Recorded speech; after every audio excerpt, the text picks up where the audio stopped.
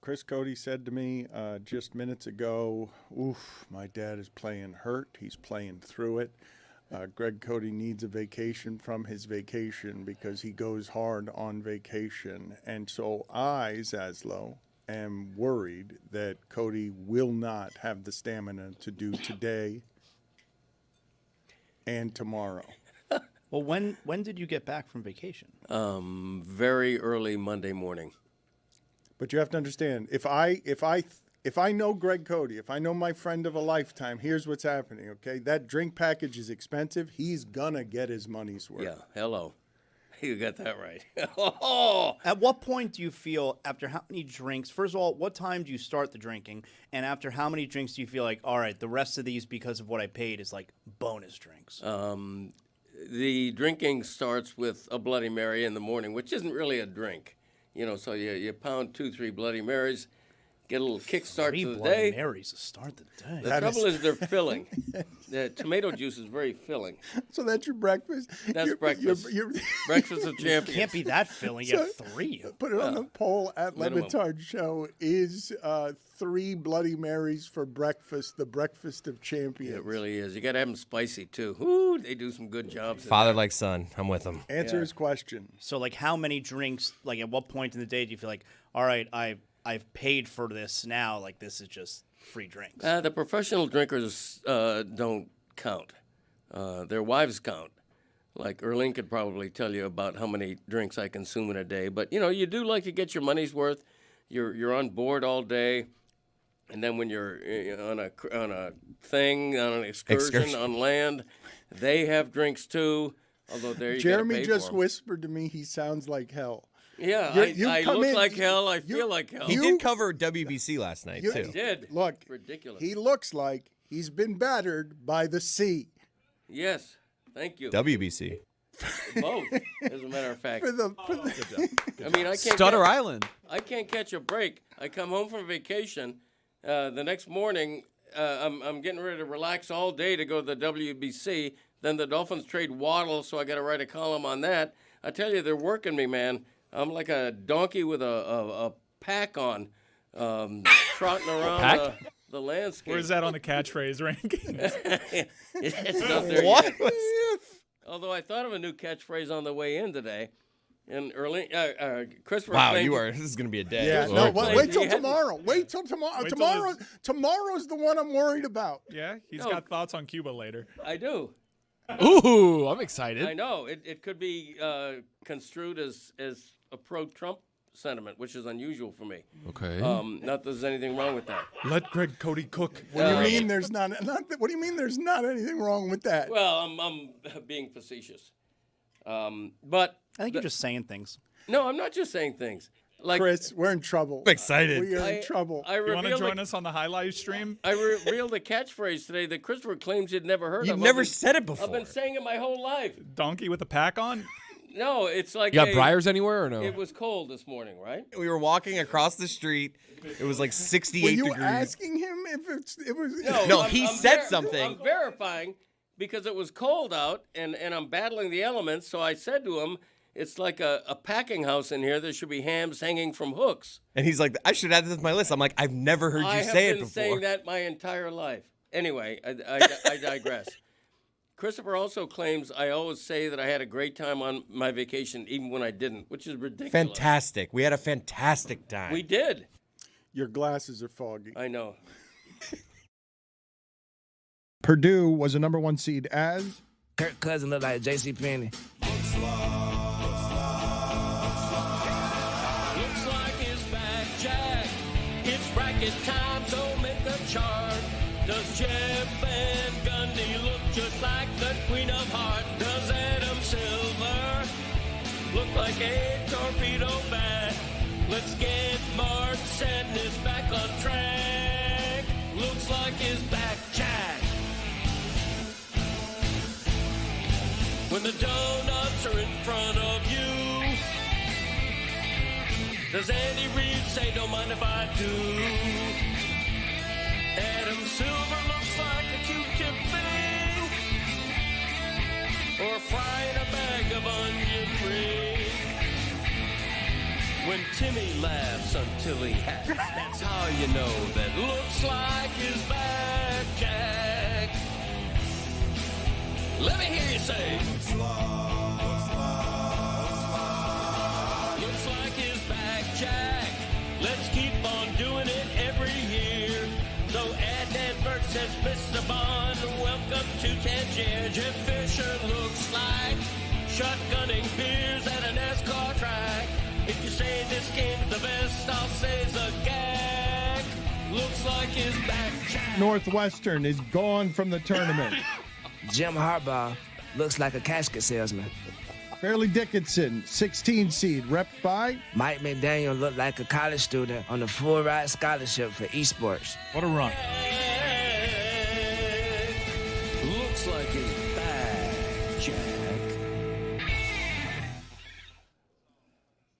Zaz, I need some editorial judgment from you here because Schefter's reporting about sharks circling the Dolphins facility, wanting all the players. Achan's not available, and normally what's happening around the Dolphins is something that we would ride into the sky. However, during the Shadow Show, and I'm sorry if you missed it, you didn't hear the Shadow Show, you missed what Jeremy's already describing today as an all-time Greg Cody performance, and there were bets in the back at when he's going to peter out. Will it be tomorrow or will it be by hour 2 today?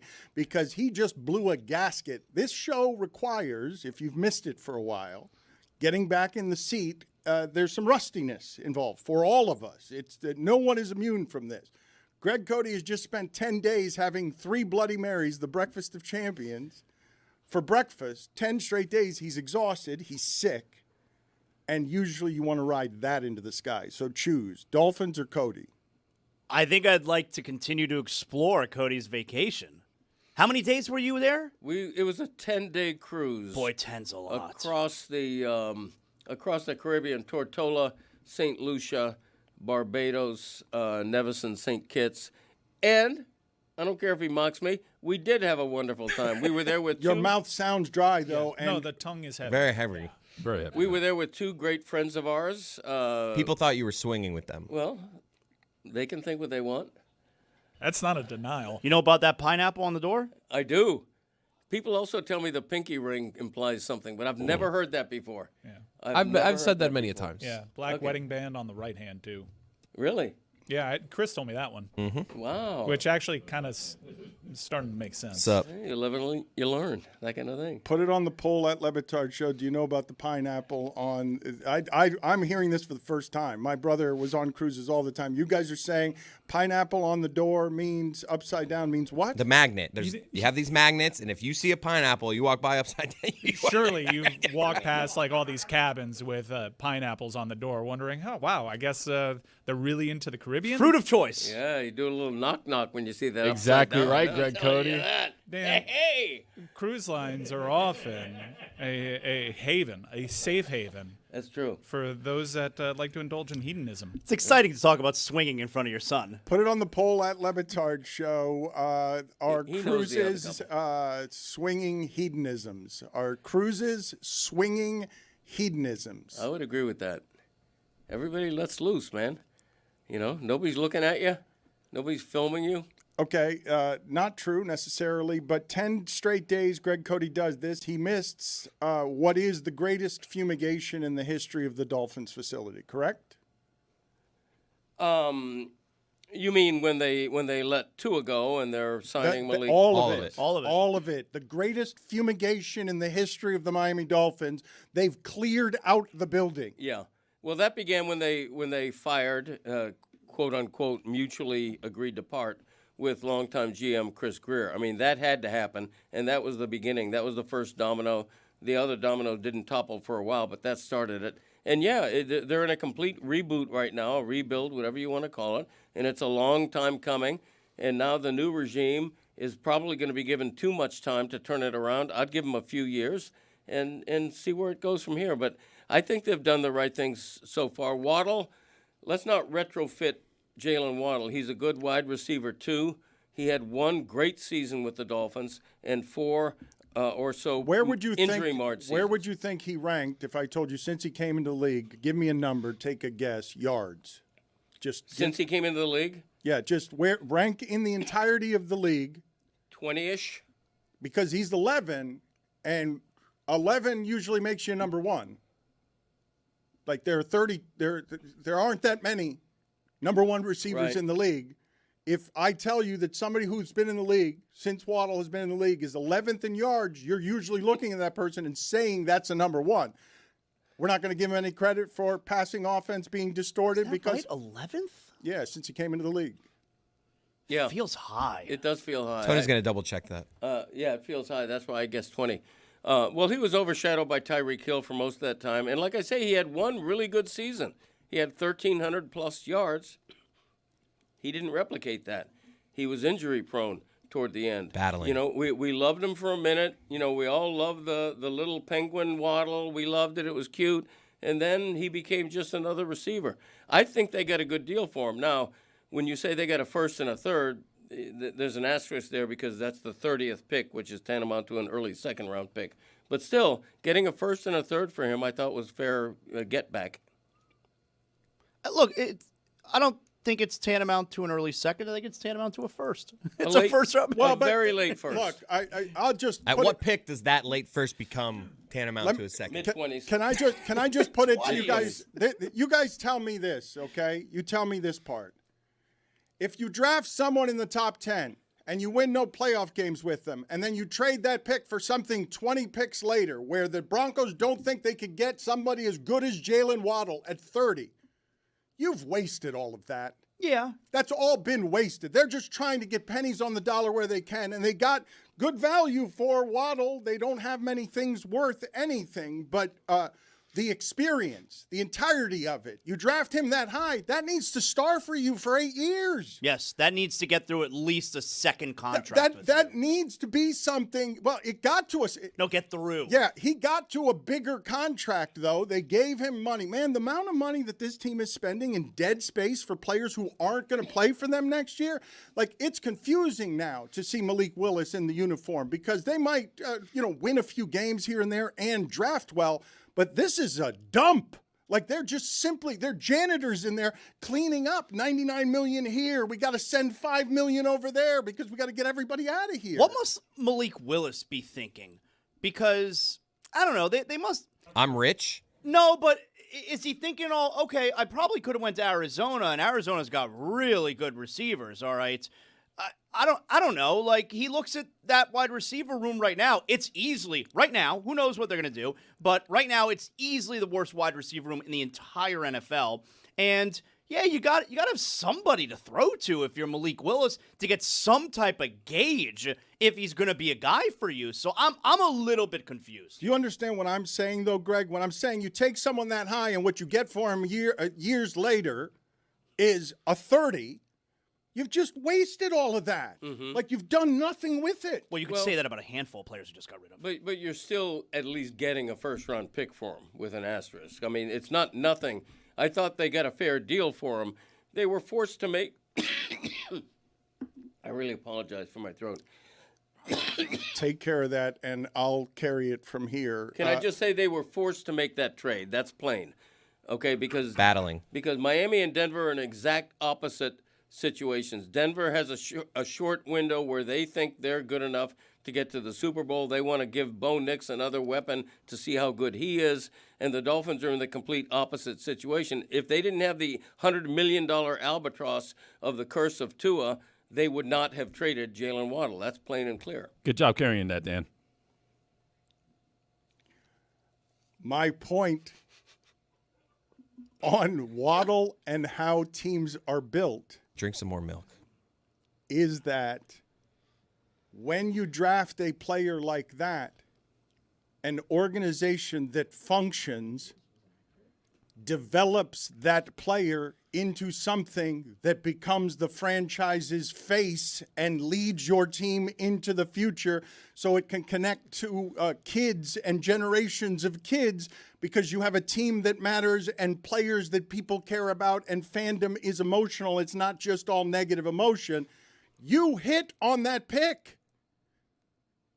you now have wasted everything around it so much that you just have to get rid of it and start so completely over that a player you're supposed to develop around and build, you have to get rid of because everything's been so mismanaged. They got the pick right. Like, maybe he's not as good as you want him to be, fine. He had way too many drops, but he's good enough that Denver thinks he's a final piece, and that's the kind of player with that draft pick that you teach your kids to love for 10 years. Yeah, I might argue that they nailed that pick. I think given where they chose him, he was a marginally satisfactory pick looking back on it. I don't think he was a great player. I don't want to retrofit it now and say that they're losing a perennial all-star who was a young Tyreek Hill.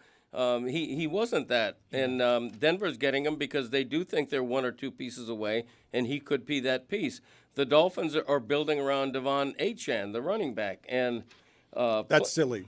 Well, I mean, they're going to Malik Willis, they got the deep threat for what he does best. You through got to the have air somebody. with Tutu Atwell. That's what Malik Willis does best. We don't have a lot of tape or stats to suggest intermediate short stuff he's trusted all that much to do that. So maybe receivers aren't that important to what they're trying to do. Just deep target men are important to what he's trying to do. This is going to be a run game based offense, both at the quarterback position and in the backfield. And I can understand if you want to get insight as to whether or not Malik Willis is a good quarterback, a good solid running game is helpful in that regard. I didn't hate Malik Washington as like a discount Number Tyreek 4. Hill. As like a number 4. yeah, You know, he's the best receiver they have, but he's tough. he's better right now as a kickoff returner than he is as a receiver. Let's see him in a WR1 role. All right, look, my number one receiver, he's tough, is the blind date. She's got a good personality. He's tough. Like, he's tough. He'll catch a good bubble screen and turn Okay. upfield. All right.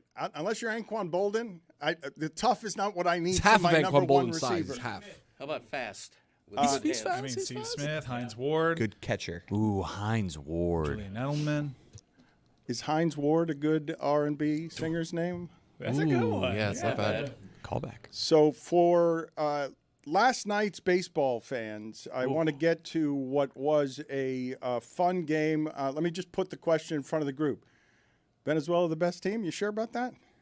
They're the best team? Because With one-game samples, yes. I thought the U.S. was the best team. I thought the U.S. was the best team, and they got shut down by an Arizona pitcher who's had an ERA of 5 for the last 2 seasons. Yep. Imagine my surprise to see Rodriguez dealing. I'm like, I was watching baseball. He came off the mound, and the announcers, first of all, John Smoltz yelled, "What the hell is going on?" And then I heard the best performance from him in years. I was like, It was 4 1/3. Is this the same Rodriguez? It was 4 1/3. He's had an ERA. That guy's existed to be pelted for the last few years, and the U.S. loses to them and didn't get a base runner past first base until the 8th inning. His World Baseball Classic ERA going into last night's start was 10.13. The U.S. has only had 3 hits or fewer in a WBC game once in 2006. Baseball's great. Baseball's funny. Yeah, that's why the 4th best team in the tournament is the world champion. Why'd you say it like Yeah, that? why do you do that? Like that? Like, Why'd this you is do why that? we play games. Yeah, no, I didn't mean to imply anything by You that. did. Yeah, You right. did. You threw your hands up in the air Okay. and you said world Rolled champions your in a eyes. funny Okay, voice. I give all the credit in the world to Venezuela, particularly with what that country's gone through in their political turmoil. I give them. I was happy for them when I heard them singing their national anthem after the game, while the U.S. players were accepting the silver medals they didn't want and immediately took off their necks. I was happy for Venezuela, but am I going to say based on one result that they're a better team than Japan? That's how baseball Dominican, does it. It was and one US? inning between the Dodgers and Blue Jays. It was one inning. Yeah, it was one. okay. It was, Half inning. like it was. Yeah, that's how we do it at the end of the season. Right. No, I get that.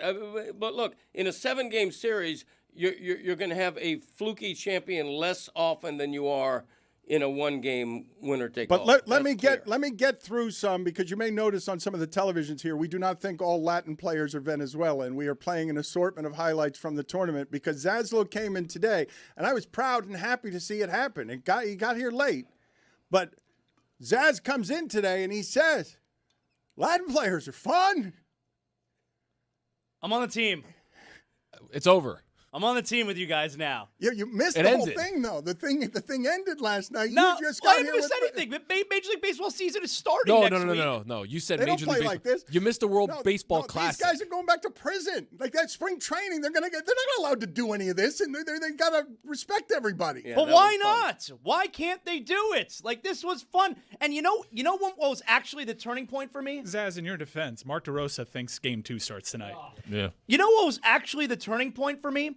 When Bryce Harper, and by the way, I know I'm not supposed to like Bryce Harper because, he's Philadelphia, but boy, that Yeah, I guy's like him. awesome. No, we That all was a my great God. moment last He night. is so awesome. The coolest. No, look, the United States did not have a better moment in this tournament than Bryce Harper God, hitting that he's home run, awesome. getting to third base, saluting a flag I don't think was there, and then pointing to the flag on his Yeah, arm. that was great. He is so awesome. He was the young guy they hated at the beginning who had Yes. too much personality. Now he's an old veteran, and he pales in the shadow of these Latin players Boring. enjoying baseball. We hated him here. Remember when Ozzie Guillen was the manager of the Marlins and Bryce Harper, he waved his bat in front of his pelvis, like, it's a penis he's waving at him. And as Marlin fans, like, oh, how dare you do that, Bryce Harper's awesome. But anyway, it was the moment last night where he hits the home run, Harper, and oh my God, he threw that bat so high to his dugout. And I'm like, look, you even have the American players who hate that kind of American stuff. player. Okay, but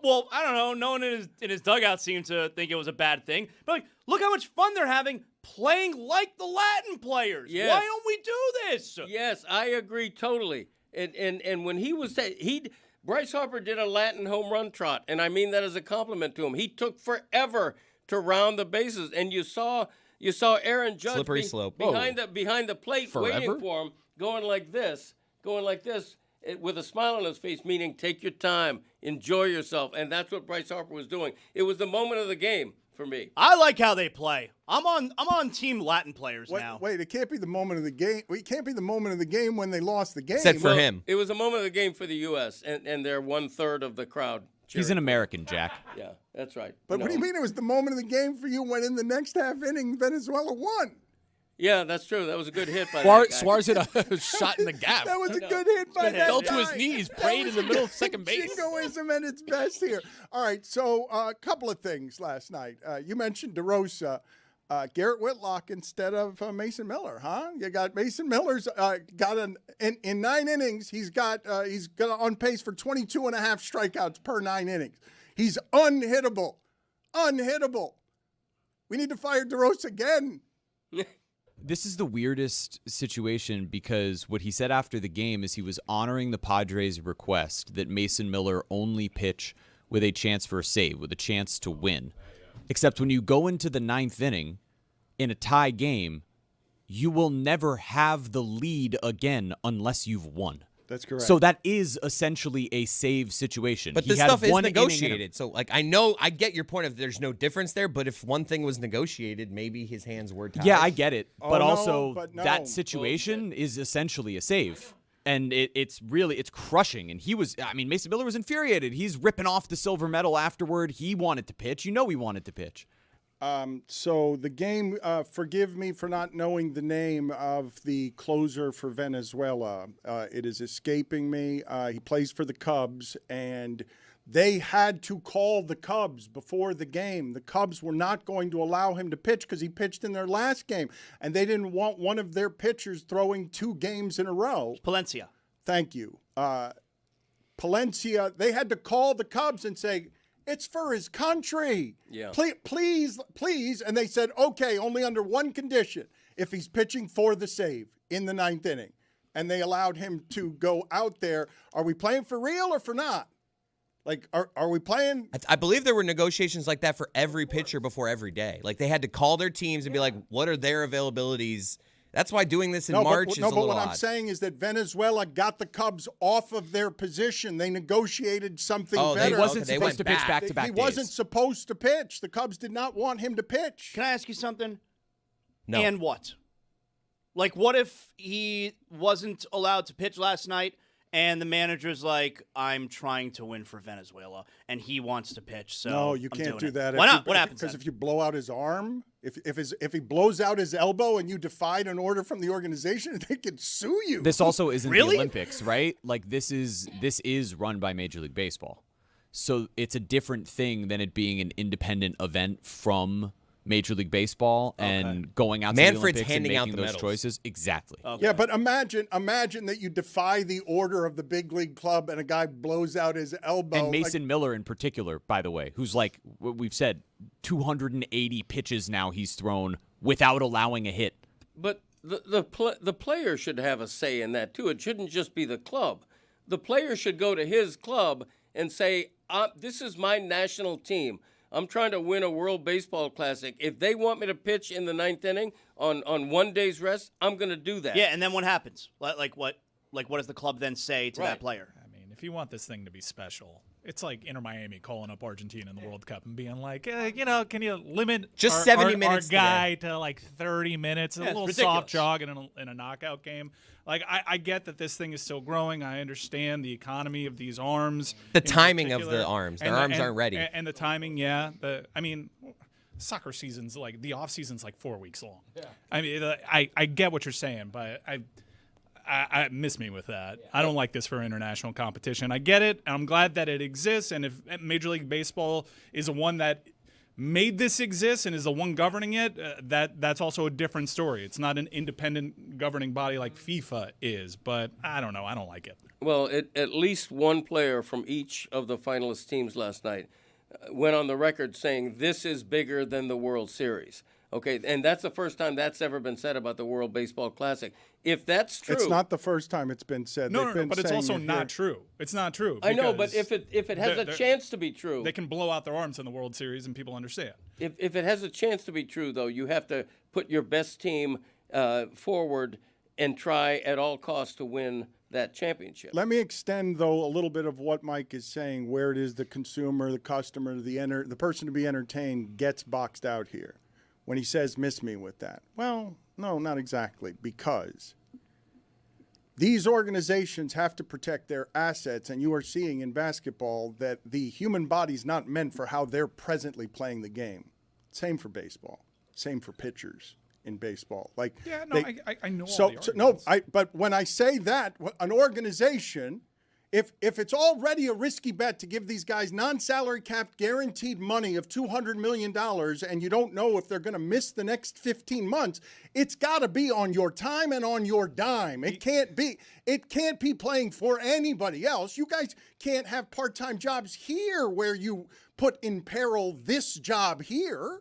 I get it, but that's why statements like this is more important than the World Series, even though this is a player's perspective and he's probably, drunk with the emotion. What is the player's perspective? I mean, I get it, but it's not true. You're Because Paul Skeens is not being told, hey, you can only pitch twice in this postseason. No, you're right. So there's just a disconnect here. We're not going to agree. This is a great exhibition. I love international competition. Look how fun this stuff is. But this is not a serious competition if you're putting limits on some of the best players. If Yamamoto can only pitch twice, that's not the truly best on best. Yeah, except I will say, like Major League Baseball, Steven Strasburg is a wonderful example. The Nationals limited his innings as they were chasing a playoff spot for the first time in a long time. Teams do this. Now you have me longing for a World Podcasting Classic where we all do podcasts based off where we were born. It'd be me and the whole Pat McAfee crew. Who you guys with? Could I be like Posada and just play for the Italians? Yep. Mike's right though. If the We teams, make it the salad would be the name of the pod. Wait. He said Mike's right, though. if the teams that are competing for the World Series are in charge of what's happening in the World Baseball Classic, and they're saying do or don't, then the World Series inherently is more important. Right.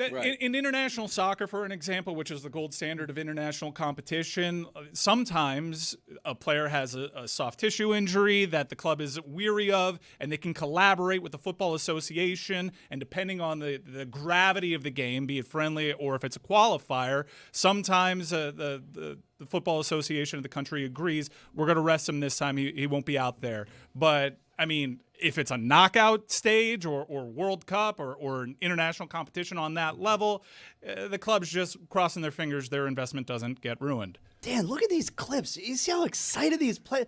The Latin players, they have fun, man. They're so excited. These aren't the Venezuelans. The best game of the tournament was Venezuela and the Dominican Republic. That was the best crowd. Without a doubt. That was the best. The energy, people dancing in the side. That was amazing. This is an interesting thing to me, right? We're going to talk about, again, the fall of Cuba because Greg Cody has opinions, and I don't know what they are. But when we talk about how homogenized the Brian McCanns of the world could make baseball and make difficult baseball environments for the Latin player, the difference between this tournament is that it's run by the Latin guys playing the way they do over in Mexico when they're allowed to be themselves. And what happens is they get here to spring training, and now the business falls on them.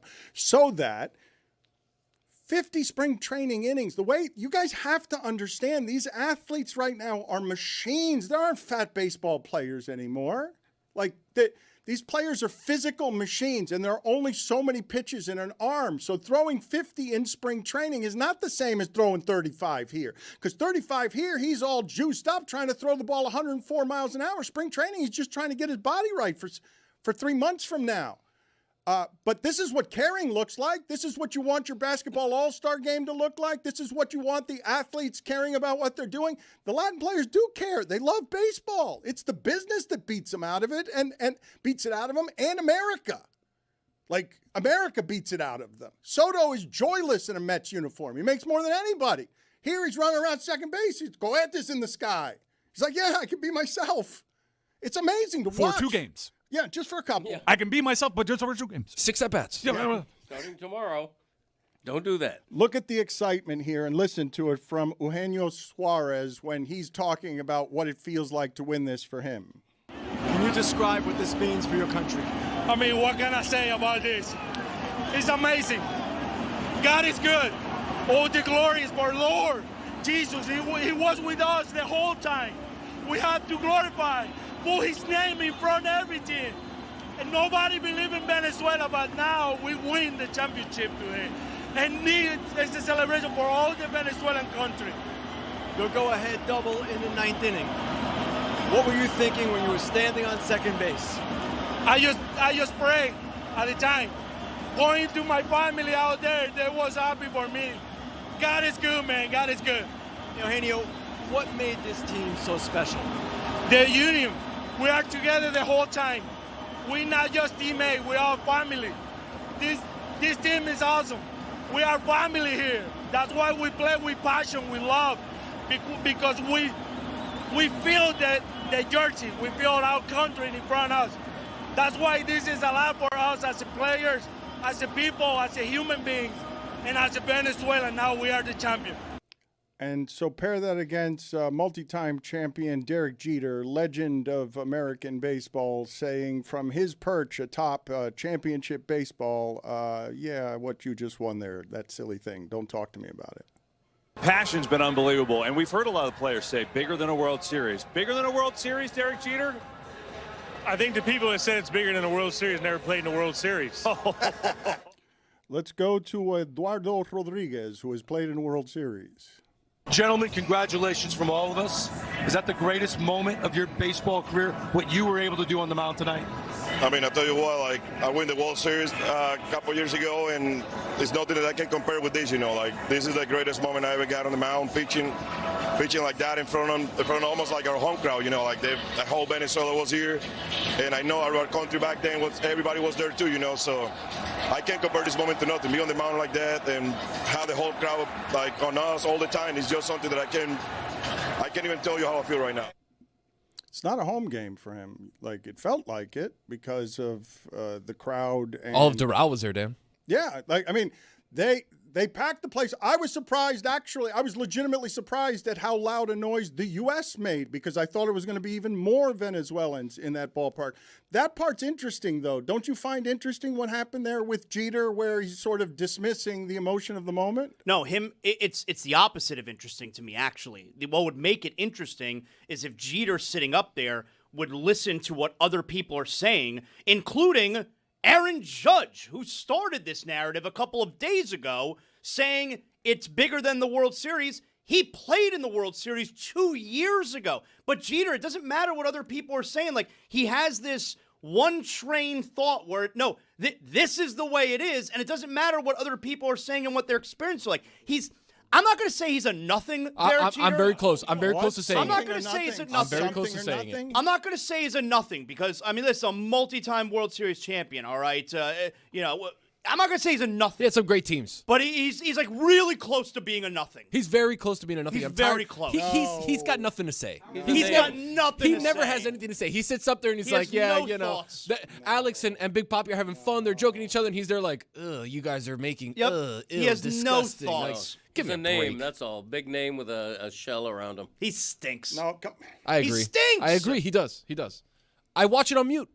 There's nothing. There's nothing for him to say. I'm going to get aggregated. Le Batard says Jeter stinks. No. Yeah, why'd you say that? No. Jonathan Zaslow says Jeter stinks.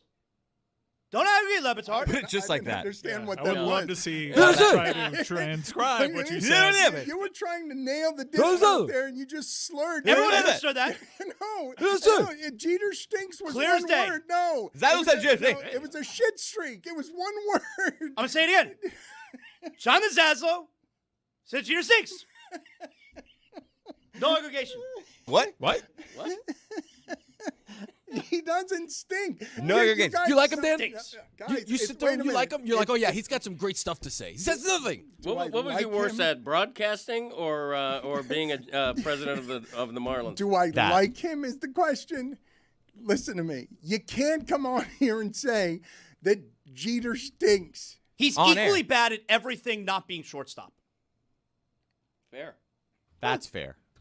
All right, put on the poll. Is Jeter equally bad at everything not being shortstop? That game was fun. That tournament is fun. And now you are in agreement that we will go back to the regular rhythms of starched baseball, not feeling like that until the Dodgers and the Blue Jays are playing the extra innings in Game 7.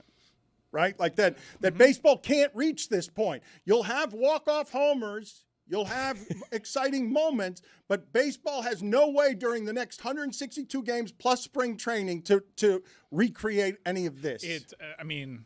Opening day always gets crowds, but through the monotony of the regular season, you can have the most passionate, ardent fans attend the game. It's still not a packed house. You need a packed house to get close to that atmosphere, and baseball does not have that kind of juice where night in, night out on a Tuesday evening or a getaway day, you're not going to match that energy.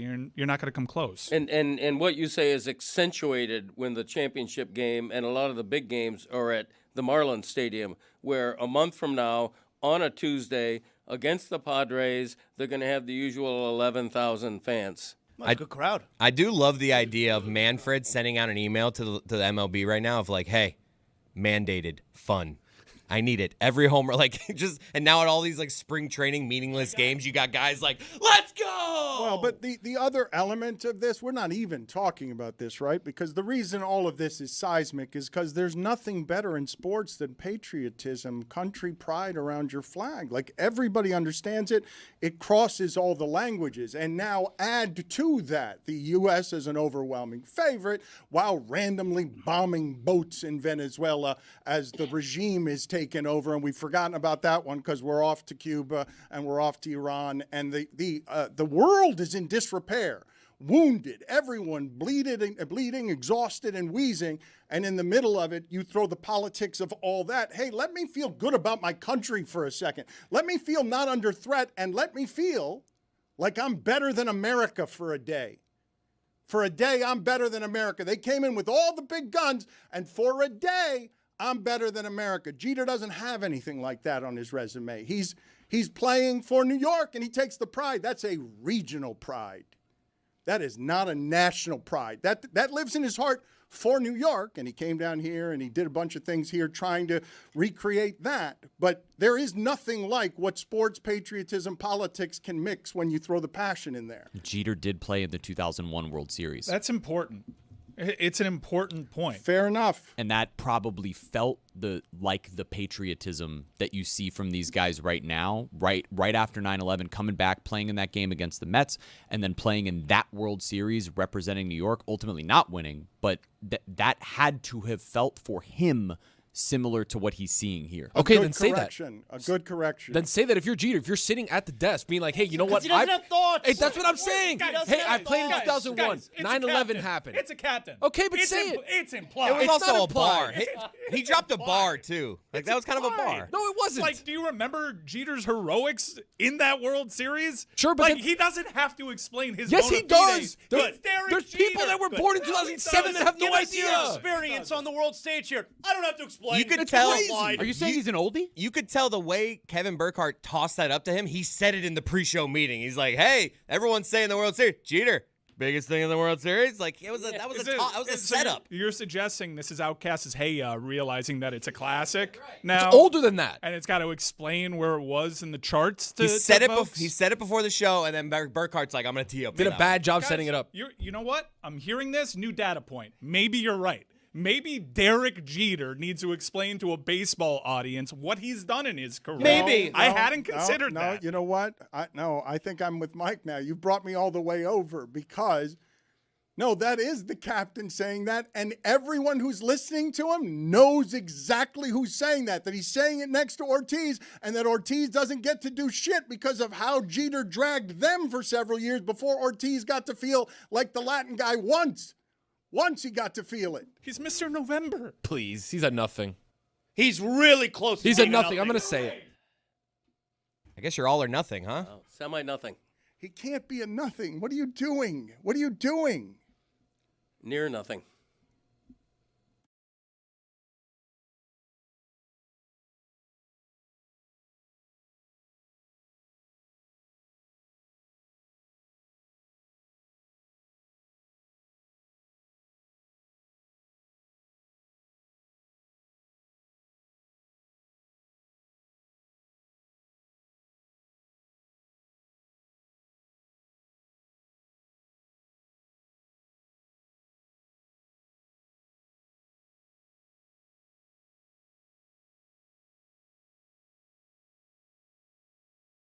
Coming up this week on the Alley Oop, Jaylen Brown, MVP, lock it in almost, as well as Toronto Raptors fans, stop letting your damn kids hit the players in the head. What the hell wrong with y'all? Also, Luka Doncic, is he the male version of Caitlin Clark? Also, why are we sleeping on the LA Lakers 7 days after slandering the LA Lakers? Lock in. Lock in.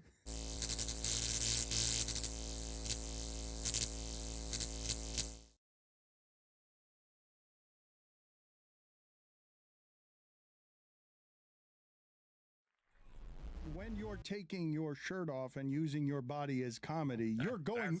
That's Florida, bro. You're going maximum That's Florida, man. That's Florida.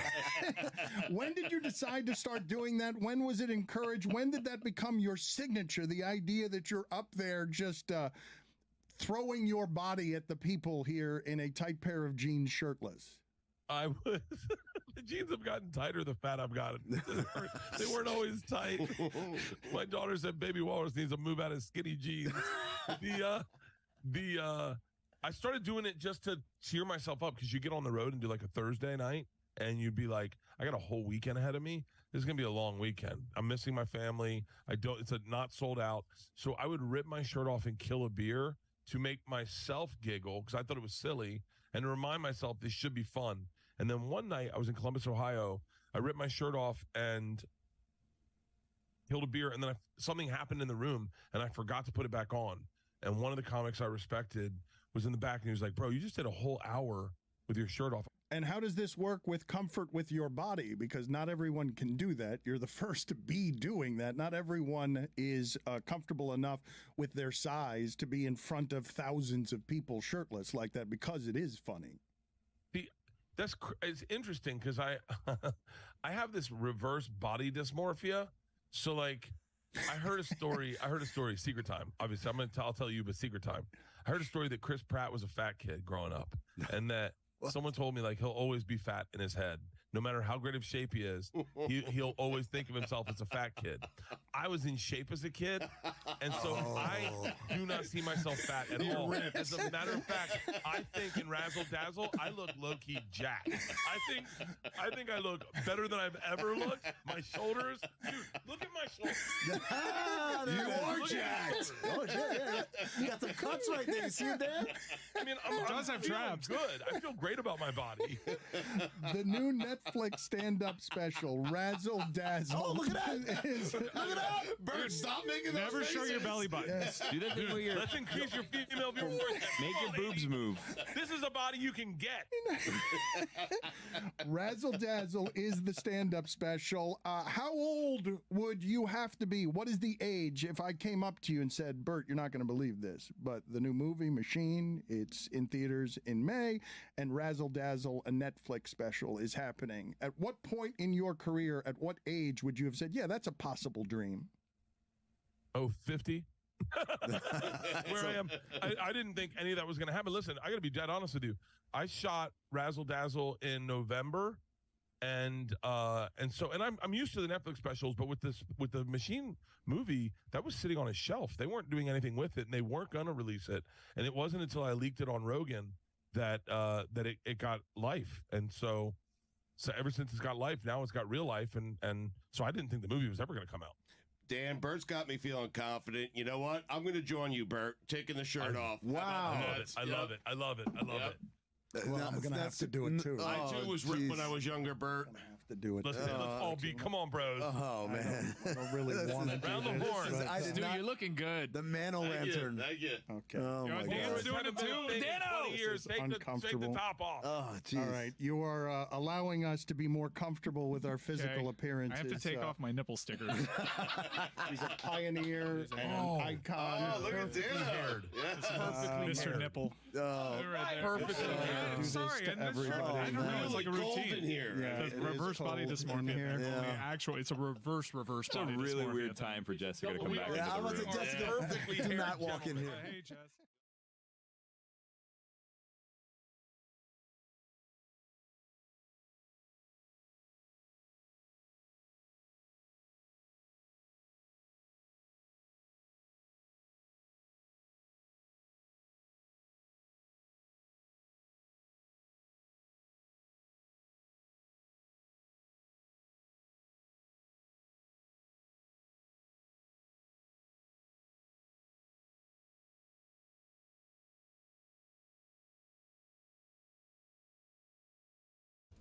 This episode of the Dan Le Batard Show is presented by DraftKings. DraftKings! The crown is yours. Dominique Foxworth is with us here. I saw that he had some things to say about what the Dolphins are doing, so I am interested in his expertise. And I will also tell you that overnight, the WNBA collectively bargained the settlement that will allow everything to go further with peace. So the WNBA, the details aren't out yet, so I'm not going to be able to talk about it intelligently because I don't know who got over on whom. Maybe Dominique can help us there. But I also thought of Dominique because I saw that the NFL union has gotten a new head with J.C. Treader. And there are two human beings in my life that I've met from the world of football that I thought could run that union in the correct way, being human, moral, upstanding, and really fighting for the players. It's Trace Armstrong and Dominique Foxworth. And I don't know if he wanted that job or how interested he was. I did see some reports that he was considered, but I wanted that job so badly for you. Even I don't know what happened there, but I wanted you to be running that union because you would help that union. And those two names are totally random, not because they're my friends or anything.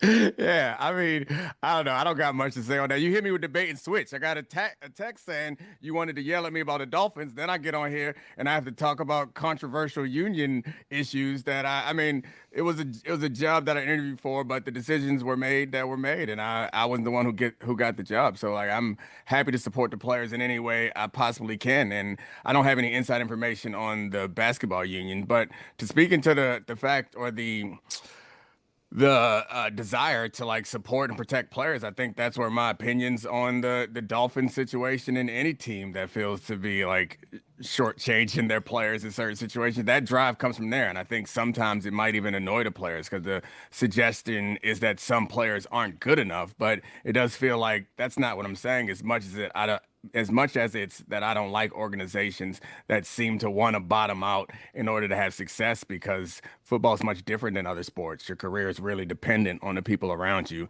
and it's very short. And I know from experience, if you're not on a good roster at the right time, and everything that you sacrificed and worked for, it kind of gets thrown by the wayside. And that frustrates me. And very few people, I think, are willing to call the teams to task, because most of us are like smart enough to be like, oh, but I see the reason why they're doing it, which is like, cool. I think if ends justifies the means, you can see the reason why a lot of people do a lot of unethical things.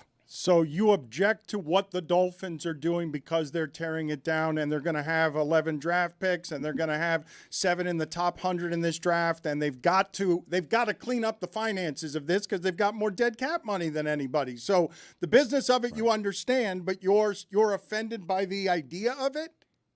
No, I mean, I think I certainly understand the strategy behind it. It's a strategy that they employed before, and they've employed a number of times, and it's yet to work. So I think that that's also part of it that frustrates me, is it hasn't really been proven to work in the NFL. Like, you see, most of the teams that have success in the NFL are teams that are well built and ready to be successful. And then they input a quarterback who's okay, pretty good, or great. And then that quarterback has time to develop and get better. Like, it tends not to be the case that you just draft this guy and he saves your organization. It's rare. And it feels like everyone wants to play the lottery rather than work hard and build up a roster. And to be fair to the Dolphins, it's not clear that they're doing that right now. I just know that I got a lot of attention for saying it the last time that they did it. So it just brought it all back to the surface again. Like, I get in isolation, you're not in championship contention. Waddle's someone you're going to have to re-sign eventually. I can get a first and a third for him right now. That makes sense. But it's super problematic for, like, Malik Willis. Like, he's worked really hard. He seems like he's got a chance. He comes there, and then you start to trade away his best options. And it seems kind of clear that you're angling for a first-round draft pick next year in a draft that people think is quarterback heavy. And that just kind of sucks to me in my mind, where it's like, all right, this guy has a chance. There's lots of guys on that roster that are good and feel like they have a chance. And you are not doing everything you can for them to be successful. You're doing everything you can to set up to get a draft pick next year, which, again, to be fair to the Dolphins, maybe it's not what they're doing, but it sure looks like Do they owe telling Malik Willis beforehand, we're going to trade Waddle? Absolutely. I mean, it's also possible that they didn't know that they were going to do it and the deal changed. But, like, I think you owe these guys as much information as possible. It's their entire lives. Like, I know in the moment, I think we are reluctant to appreciate how significant this time period is. But, like, you've trained your whole life for this. You're not prepared necessarily in a way to do very much else. The point was, like, all of us who've gone to this professional athlete route, is that you make your big hit here. And then what you do for the rest of your life, you figure that out later. But the point is, the reason why you sacrifice and you've committed so much and you've foregone other opportunities is because this is your big chance. And for Malik Willis, this deal was like, all right, this is my big chance to show that I'm a starting caliber quarterback, and to get that humongous deal or humongous extension here or humongous deal elsewhere, like, this is my opportunity. And rather than giving me all the tools that you possibly can for me to have success for this opportunity, you sign me to this deal, and then you get rid of the best receiver that I have. And I know they want to build around HM, but we'll see what happens to the rest of that team. If someone else comes along and offers a good deal for quality offensive linemen that they have, I'd be surprised that if the Dolphins aren't looking to stockpile more picks in the first round next year so they can get one of these quarterbacks whom they'll really invest in. Greg, they had to have told Malik Willis what the plan was, right? Malik Willis had to have known that before making the decision. It was a pursuit for his talents, and they had to sell them on that vision. You would assume. I would think they did, but I think at the time they signed Malik Willis, maybe they didn't know that they were going to get a 1 and a 3 for Waddle, which, even though it's a low 1 and a 3 at the number 30, it's still a nice haul for Jalen Waddle, I think. But Dominique, I wanted to ask you, if the Dolphins are overtly angling for the number 1 or a very high draft pick, tantamount to tanking is the suggestion. Would they have spent to get the number one free agent quarterback?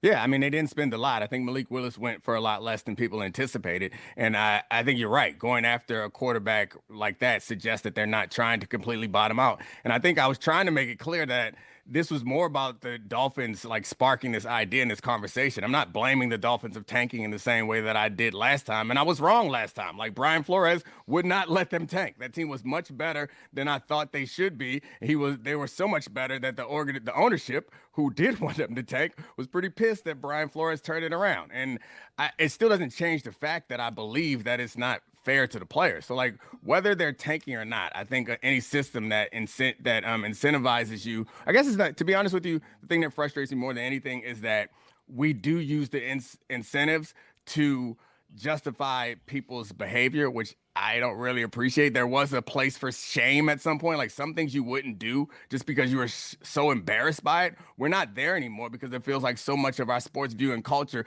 all think that we are super smart sports GMs and we're like, oh, but it makes sense. Just because it makes sense doesn't mean it doesn't suck. And it sucks when you have to watch teams that don't want to win and don't care. At least when I was growing up, they had the dignity to pretend like they wanted to be good. And this probably becomes more of an NBA conversation than an NFL conversation because it doesn't seem like as much of a problem in NFL. But when you see it happening, it's hard for me not to be a former player and to be someone who views the game through the eyes of the player. It's hard for me not to look at Malik Willis and feel like, damn, that sucks. This is one shot, and it seems like they don't really want him to succeed, which is why when we talked about the Colts on my show, I kind of was like, I get why everyone's knocking the Colts for signing Daniel Jones, but Daniel Jones went out there and played on a broken leg because they felt like they needed him to.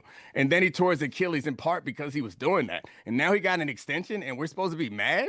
Like, when it happened to Baker Mayfield, we were like, oh, it's really messed up that the Browns didn't pay Baker Mayfield. But, like, yeah, pay the man. He went out there on a broken damn leg and did the best that he could and popped his Achilles.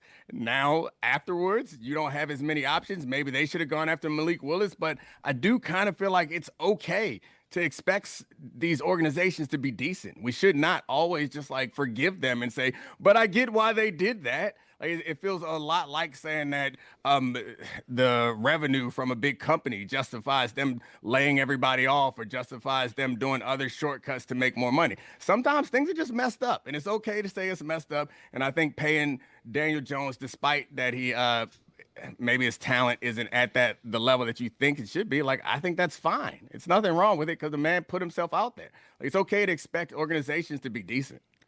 Give me a gold, silver, and bronze medalist from among these choices on athletes whose names sound most like an R&B singer. I want your bronze, silver, and gold medalists from this group of candidates. Colston Loveland, Hines Ward, Jalen Hurts, Luther Burden, Ruben Drones, Zay Flowers, Jimmy Fox, Richard Lovelady. That's Luther Dick Burden. Lovelady.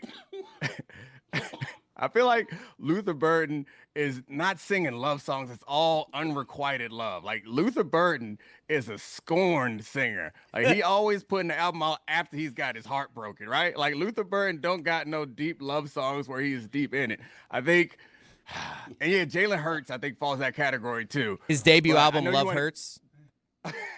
I know you wanted gold, silver, and bronze, but what jumped out to me more than anything was what type of music they would make. And I mean, Colston Loveland, that boy making sex songs. He making all the sex songs, the most graphic, Jodeci-esque joints that is telling you all Dick of the Lovelady. detail. That's Dick Lovelady or Jimmy Fox. Oh yeah, they are making the nasty stuff. Yeah. Part of a group with Greg Cody, who also sings and also is a pro at the nasty stuff. Baby. Okay, we've gone too far now. What about Marcus Colston? Now we're. That's a good one. Now we're someplace Marcus else. Colston, yeah, that's a good Stromile Swift. Oh, nah, that's a bad R&B name. You don't want nothing Swift if you're doing R&B. We had this conversation before. We didn't. I've not. Yeah, had we this. did. We had the conversation about Stromile Swift. No, we did. We had a conversation about trying to be too fast. Take your time, Dan. All right. Oh, that You'll appreciate conversation. it. Okay, yeah. That, yes, I had a tutorial. He had a blackboard out, everything. And he was also writing on something. So Jalen Waddle, when I say to you, these are the only receivers in the league who have more total yards than Waddle since Waddle entered the league. Justin Jefferson, Jamar Chase, CeeDee Lamb, Amon-Ra St. Brown, Devontae Adams, Tyreek Hill, A.J. Brown, Stephon Diggs, DJ Moore. Disentangle for me what Waddle was made or not made by Tyreek Hill, because the Dolphins have two players there in the top 10, but it didn't feel like they had two number one receivers. Yeah, I think Waddle. Yeah, it's clear Tyreek Hill was a special talent. We'll see what he is after he comes back from the injury, but I think Jalen Waddle is similar to Tyreek, and he's not as like strong, but he's able to run all the routes and even like a bunch of the orbit motion and reverses and all that stuff that the Broncos want to do, the deep crosses, the deep overs, those deep routes that they want to do, because they're not a real intermediate passing team. Jalen Waddle will be perfect there. I think the situation is also like, this goes back to where we started. Like, the situation tells you a lot about the results that you're going to get from the player. And I think obviously the situation in Miami has been up and down. So it's hard for me to project, because you can put together a tape of Waddle in the NFL and say, this guy is a true number one, but he's been there the whole time with a quarterback that I think that most of us recognized that they had to do some things to support him, and he wasn't as good in a receiver that's one of the greatest that ever lived. So I think it's hard to really project the level of talent that Waddle has, but I could see him going out to Denver and having incredible season because they do all the stuff that he wants to do, and he does well, and they have a quarterback who, when he is accurate on the deep ball, is as good as anybody in football. How does Dominique Foxworth feel about the 10-day cruise? I'm not a cruise guy at all. I mean, my people in boats, if a white man say get on the boat, I'm good, bro. I don't know how to respond to that. 10 days is a long time, to your point. Greg Cody, they said it was 10 days, Greg. They'll tell you it's 10 days. 400 years, Greg. Okay. 400 years. 400 years. I hear Don't you do that, Whoa. Greg. Greg, Be you don't do that. now. Greg, I'm sorry. Greg, I'm sorry. Oh. Minor penalty, 2 minutes. Accidental racism. What? You can't mimic talking like Dominique. Can't do it. You All right, I'm can't sorry. do that. Okay, That's my not apologies. allowed. That's what just happened, correct? Yeah, can't do it, Greg. Can't do it, huh? Zaz? What? I meant it as a compliment. Zaz of all people. Be respectful. Look, Dominique did this on purpose, okay? Not since David Sampson had this reaction to being asked about Cuba.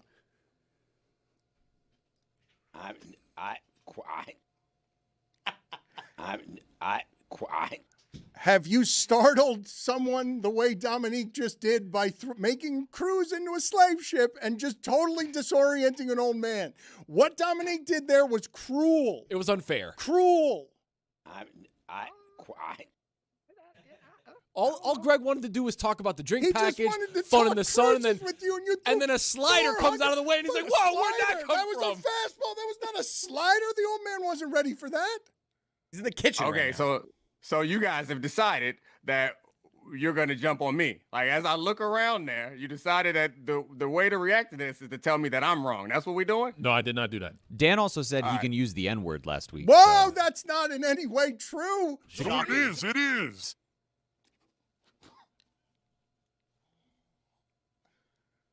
What you got to say about this, ass? We got a pass. Tony was happy about it.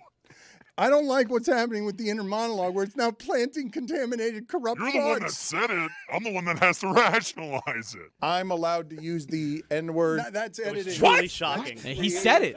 What? Not AI. It's exactly what he said. Those words came out of Dan Le Batard's mouth. I'm allowed to use the N-word. Dan. Were you in Key West? Yeah. Yes. On a boat, bilking the company money. Interesting What? timing. Yeah. We haven't seen anything come out of Key West. What's the content? Where is it? Check YouTube.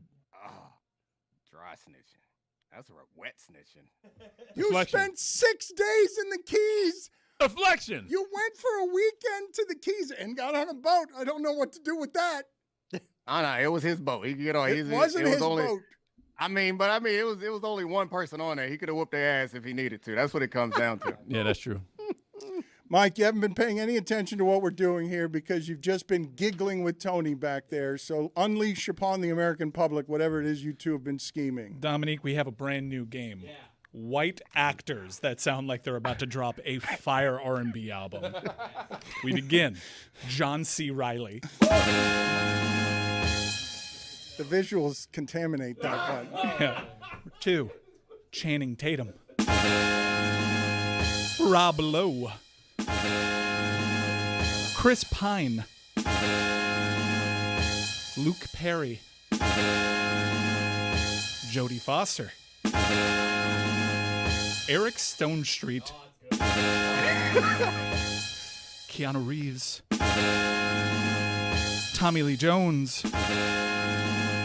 And Vern Troyer. I feel like, is there... I kind of feel like it's just names. Like, you do some that don't sound like it because it just kind of... Am I just bad at this game? Because I feel like we could imagine that just about anybody with a name that doesn't sound silly could be an R&B singer, right? No, Eric Stonestreet. That's a 4-star. Yeah, that's fair. Fair point. Like Blackstreet. That was a good group. Greg, are you okay now? Yeah. So did you want to talk more about your 10-day cruise with Dominique, who seemed to be cruise judging you from what I can tell? I don't know why he'd judge me. It was a beautiful cruise, lovely cruise, some might say. Went to the Caribbean islands, 5 of them, and it was glorious. It was just glorious. Then again, when you spend that much money on a vacation, you're predisposed to think you had a great time just to have gotten your money's worth. So I don't know how much of that comes into play. For me, I really did have a great time, though. Dominique, is 3 Bloody Marys to start the morning on the cruise a little too much? That was his breakfast every morning. No, not for Greg, man. You do whatever you want, buddy. Like, enjoy yourself. Thank you. I'm not a cruise guy in general. Like, aside from the original reason why I don't like cruises, like, I just don't like being, like, I don't know. It feels like you're captured in some ways. Just take me to an island or take me to a city I want to go to and let me go. I can go do what I want to do. All the things that you do on a cruise ship, can't you do it like in a city? I'm just not much for being out on the water, I guess. Captured? I didn't say it. You did. You did say it. I'm repeating you. What do you mean you didn't say it? You said it. What do you mean? I said capture. I was talking about on the computer where you have to like do the little test to make sure you're not a computer. Oh yeah. You know what I'm talking about, right?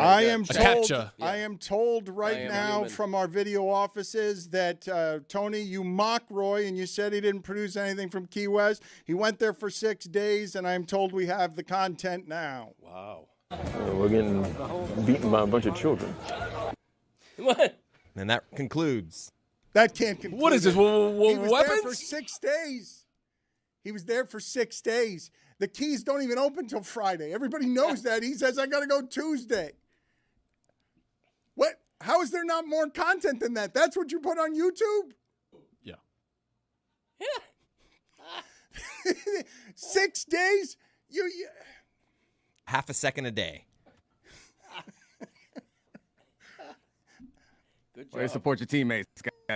That's way to go. Well said. Well said. All right. Appreciate you. Now, when you guys want to go bilk the company, Dan's gonna be tough on you. You guys gotta sit up and Attaboy. Yep. Good job. Let my boy cook. You We sound love that. dumb. Yeah, we love that. Keep going. He's trying to support me. I disagree vehemently. Way to go. Dominique, you were crackling like crazy, and I don't know if we're going to keep you or you're gone because your Zoom connection allowed them to just make fun of you. You were owned during that segment because your computer betrayed you. Because He tried to dunk on us, and you sounded like an idiot. He was dunking on you. He thought he was dunking Sounded like on you. Speechless. Dominique Foxworth Show with Charlie Kravitz. Oh, Christ, man. Still stupid. We got to let him go, I guess, right? I mean, if his connection's not working, we can't keep him, right? Go download the new Vern Troyer. Okay, see you later. I would have liked to have talked to you about other things. Just keep him back there doing that the entire segment. That won't annoy anybody. just have him pop in occasionally, throw in 3 seconds of Roy, and boom, we got magic. We got our next contract. Just throw it all together. We'll mix and match. We can make chicken salad out of anything. You give us a bad computer. You give us Roy. You give him 6 days in Key West. He comes back with 3 seconds of work. And a second-place finish. Roy. Was it second? He didn't say. Oh, not even finished second. Did he finish second? I just knew he didn't finish first. That's all I knew too. We finished third in the turkey category in the the sad category. You're the first turkey in my heart. The saddest of the categories. Third in the turkey category. Put it on the kids beat him. That's why. Has to be the saddest Put it on the poll at Le Batard Show. The entire thing was rigged. If you go to Key West for 6 days and you finish third in the turkey category against the kids. Turkey category. I would have just said third. No. Turkey category. Yes, 4 meats. And one of them was turkey, and we were third. Third in the turkey category is the trophy. That's not his worst finish. That's the best finish. We have 6 days of work, 3 seconds of content, and good point, Dominique. And a bronze medal for turkey. Well said, Dominique. Just keep him there the whole time. Should have been the head of the NFLPA. He's smarter than anybody. I'm allowed to use the I didn't N-word. say that. Yeah, you deflected off at that point. That's not AI. You missed a lot, Dad. You did miss a lot, Greg. And Yeah. Zaz was saying to me that he thought we were remiss. He sometimes he scolds me after segments, and he thought that we did a bad job in the first hour because we didn't talk to you enough about your vacation, about how big you lived while you were away from us. I will say that is, if you're talking about money, that's probably one of the more expensive vacations we've taken, mainly because we've never been on a 10-day cruise. It's always maxed out at 7. And so it seemed like a long time. You know, I'm always the kind of guy that the kind of guy that, what number was that? I'm the kind of, they ranked up there, like mid-30s maybe. How many do we have? Do we have some new ones? We do have. We have some new ones. I forgot to bring the list. I have a good excuse. I've been ill. I've been weather-beaten. I've been cruise-addled. So I don't have my been on list with me. vacation. Yeah, I've been on vacation, working my ass off. I've been cruise-addled. Where's Greg? He's cruise-addled. Everybody knows that. You know, it takes the life out of you. But It's the Christopher will look it up. Wow, he just gave you the 4 sausage fingers. The ultimate. I mean, you know, he's that kind of look thing. at how sad Mike Ryan got, because Mike Ryan just saw right there the one segment that has worked consistently. Yeah. And we've had to browbeat him on air. We browbeat him. Wow. Bring in your catchphrases. I got no brows left. Why do we need brows? Have you seen somebody without? That's why we Want need to them. shave yours? Mike Brown. I would shave my brows if all of the rest of you did. Nah. Royal did it. I'm sorry, my name got mentioned. No. No? Okay. I'll keep it out of my mouth. All right. There you go. No, Your glasses are foggy. I know they are. It is warm in here, though. To his point, It is it is warm in here. Tell It is. Chris to You cut that up. guys don't pay the AC bill around here? What's going on? Ridiculous. Outside, it was so cold. You were ham hanging from, what were you? It's like a packing house in here. There Look should at be this hams team. hanging on Look hooks. at this podcast comedy team right here. Yeah. They look- Which country are you Go representing listen again? To their, I'm go actually listen- with Ireland. People pointed out Ireland's a banger. We got Bill Burr. Go we got listen. Andrew Santino. I'm producing that thing. Go listen to 30 through 50 Conan. on the podcast. Neither the executive producer nor the host remember Greg Cody, any of Greg Cody's catchphrases, Right. and they're making it up so much as they go along that when Chris is walking in, his dad utters one he's never heard before. His dad says, "I've made it and said it all my life." And now when his dad goes to his producer for, "Give me the name of that," "You're a ham hanging hawks." No. You're cold ham, whatever. It's like a packing house in here. There should be hams hanging on hooks. Get it right. Too many H's in that saying. Yeah, that's the beauty of alliteration, isn't it? Too many hams hanging on hooks. Exactly. Thank you. All right, I do have his 2 from this week. Yeti What numbers? Yeti's. Oh shit, I need that. They're 30 and 29, I believe. Ireland's getting knocked out on the group stage, Chris. Sorry to tell you. So on and so forth. Yes. That was one. Thank you. Didn't invent that. I made it my own. What? I say it a lot. I say it routinely. No, I didn't like that one. So on and so forth. But that's not yours. That's not like. Who invented I'm it? balling the jack. Like, that's not. Who made it the Charlotte? That one's great. Those are catchphrases. Look, Who that's invented so on and so forth? Did you not see who invented so on and so forth? Who made the salad? The answer is I did. Look, you invented this. Who made it a salad? And the way it becomes a catchphrase is that, look, when our show was in its heyday, people Tony's age would gather at parties and they'd jump around to who made it the salad? Who made it a salad? Who made it a salad? Greg, my daughter loves Who Made It the Salad. Thank She's you. 14 months old, and I went in and I was like, babe, Greg Cody dropped another banger. And I told her, who made it the salad? That's how. My daughter started laughing out of nowhere, and every time I did it, she laughed harder, Greg Cody. Thank you, Tony. Anytime Italy did anything in the WBC, I was standing on my couch saying, who made it a salad? Nice. Very nice. But that's how a catchphrase works. And now imagine him standing on his couch and so on and so forth. I feel like you guys will like this other one. I just don't understand how and so on and so forth It's bad. is better than your other 20. But we're only in the 30s. You said 29. I think we're at about 30. We still haven't gotten to who won. But like you see, everyone loves Who Made It a Salad. But that was You're like number saying 33. that so on and so forth is better. That was my list. We Zazzle. hold on. In He's Greg's right about that. defense, like we weren't aware of Who Make It a Salad until this list appeared. Right. It Who was made it a salad? It was. Oh, wow. That was crazy. I enjoyed that very much. It's like stereo.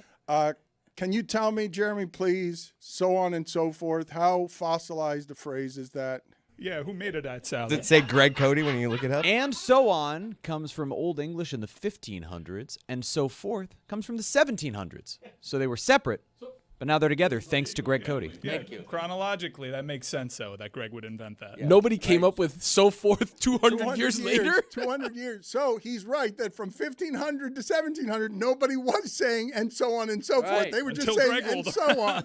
And then when Greg You're was welcome. born in the 1700s. At a joust, he was like, so on and so forth. Right. Yeah, that sounds good. Plus, I do. We a should lo- use that. I do what a lot of people don't do, which is I put a little invisible ellipses on the end of it. You realize that and so forth for 1700s night, Greg Cody was that kind of thing? It was the precursor to that kind of thing. He would just say, and so forth. Right. Exactly. Well put. The next one is better. It's Well, it has to be because it's ranked higher. You're right. This is said like a parrot. Very good. Well done. He nailed it because you have to say it like that.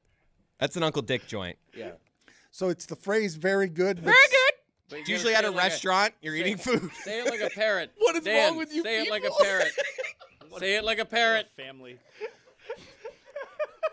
Very good. Very good. I will try the impersonation in a second, even though they make me very, very self-conscious. I will do this. You're going to for be you. awful at it. Oh, yeah, for sure. For sure. Lift so your voice.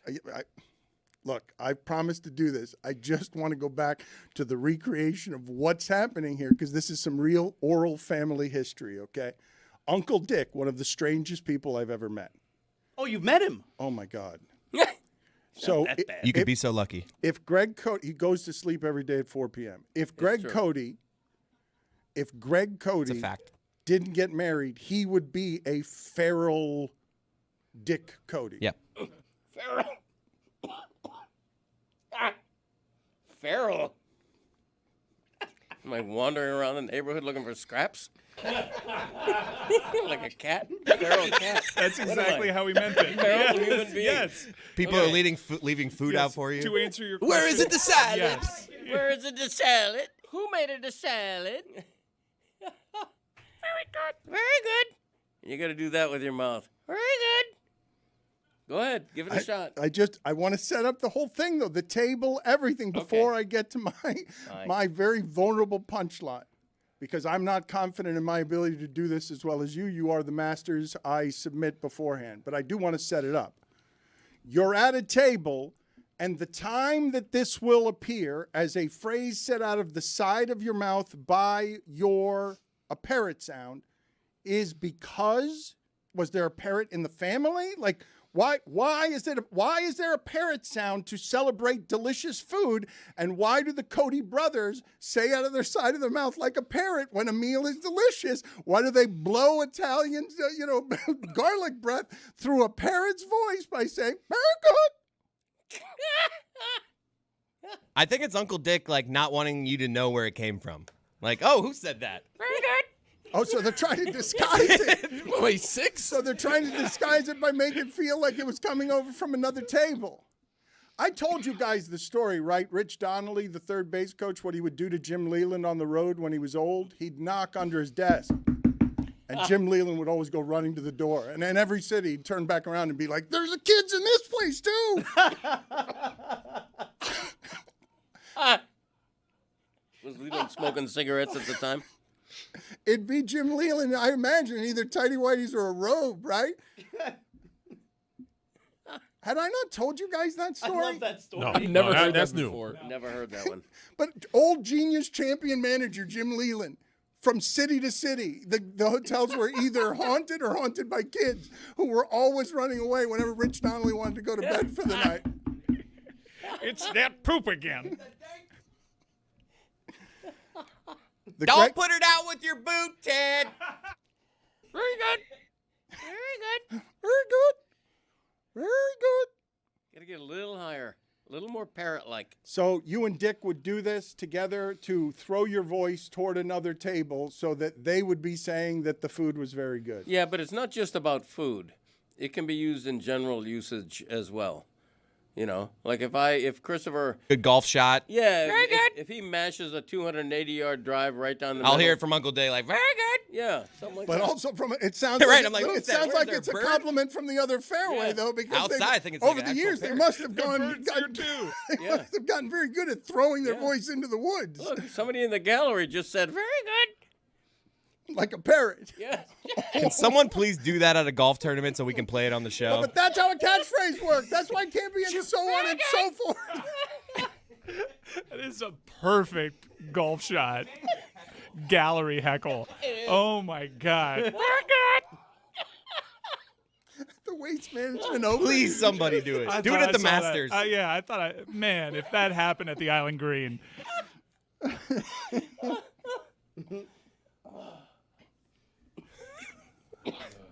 You all right there? You Oh, ever he's use- holding his belly. Greg, you ever use it in the bedroom?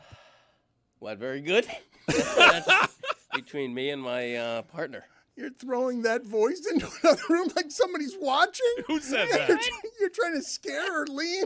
That's right. It's Sometimes she'll say it. Yes. Right after consummation. Very good. Just mid. Hey, come on. Respect. It's your dad. It's funny though. It's your mom. Or whoever partner he finds on a cruise. Yeah. Greg Cody Warm in here. saying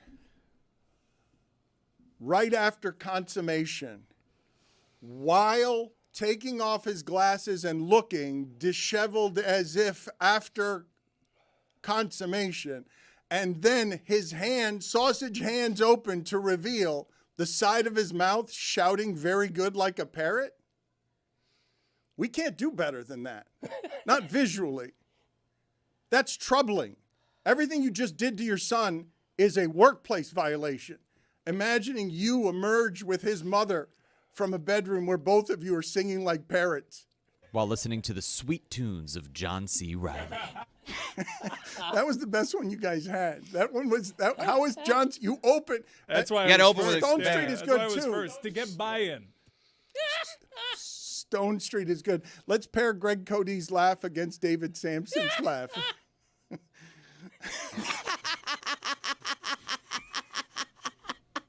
The hell? It's a parrot laugh.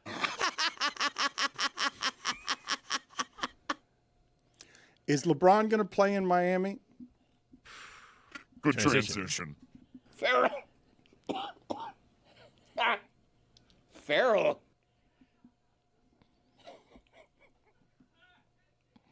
Why would I be saying to myself that was a good transition? Who's got to call your shot? Yeah, Hey, you felt confident. Honestly, we had the out. Yeah.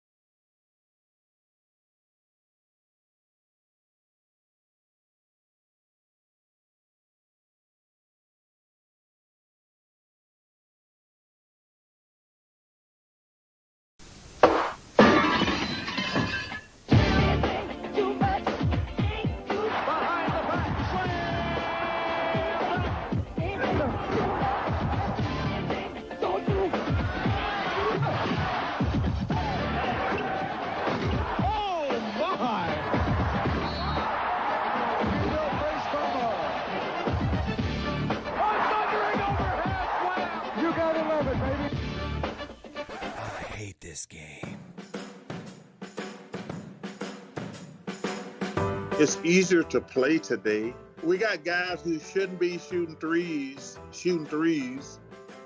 I wanted to come and sit down and watch a real game between Oklahoma City and San Antonio the other night, and then I find out half the people aren't playing, which is the norm. These guys are making $20, $30, $40 million a year. They work 6-7 months a year. We stay at the best hotels in the world. They ain't got no problems. You don't even know where the games are. You don't even know where they are. Is it on Prime? Is it on ESPN? Is it on NBC? NBA TV? Where the hell's the game? Can't find it. I hate this game.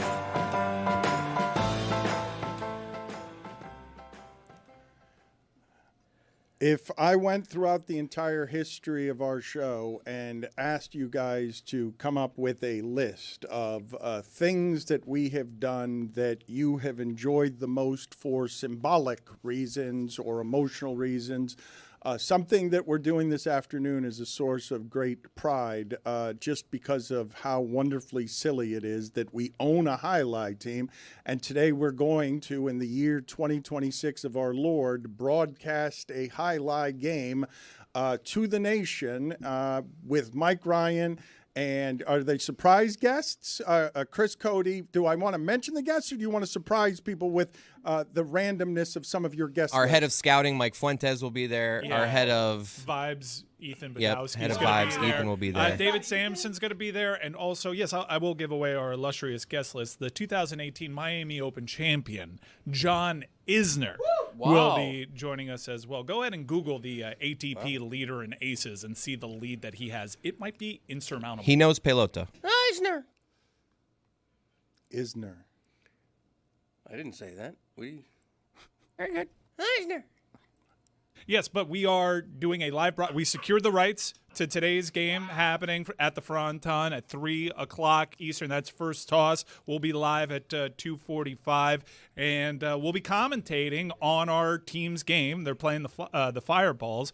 You'll see all the big stars. What are you laughing about? What are you laughing? I'm not kidding you when I tell you.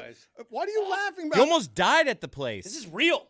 I am telling you, if you told me 5 years ago Metal Arc Media is starting, do you think one of the things you'll be proudest of is that you own a highlight team and you're going to be doing a guerrilla broadcast of highlight and with John Isner and other surprise guests? Right. And may Cody be there for you. You need this Cody. He's been on fire for 2 hours. Yeah, he might be tired by then, but we'd love to have you. Yeah, We've been talking about our highlight team for a long time, and it's based down here in Miami, and we want to engage our national audience and reintroduce this great game.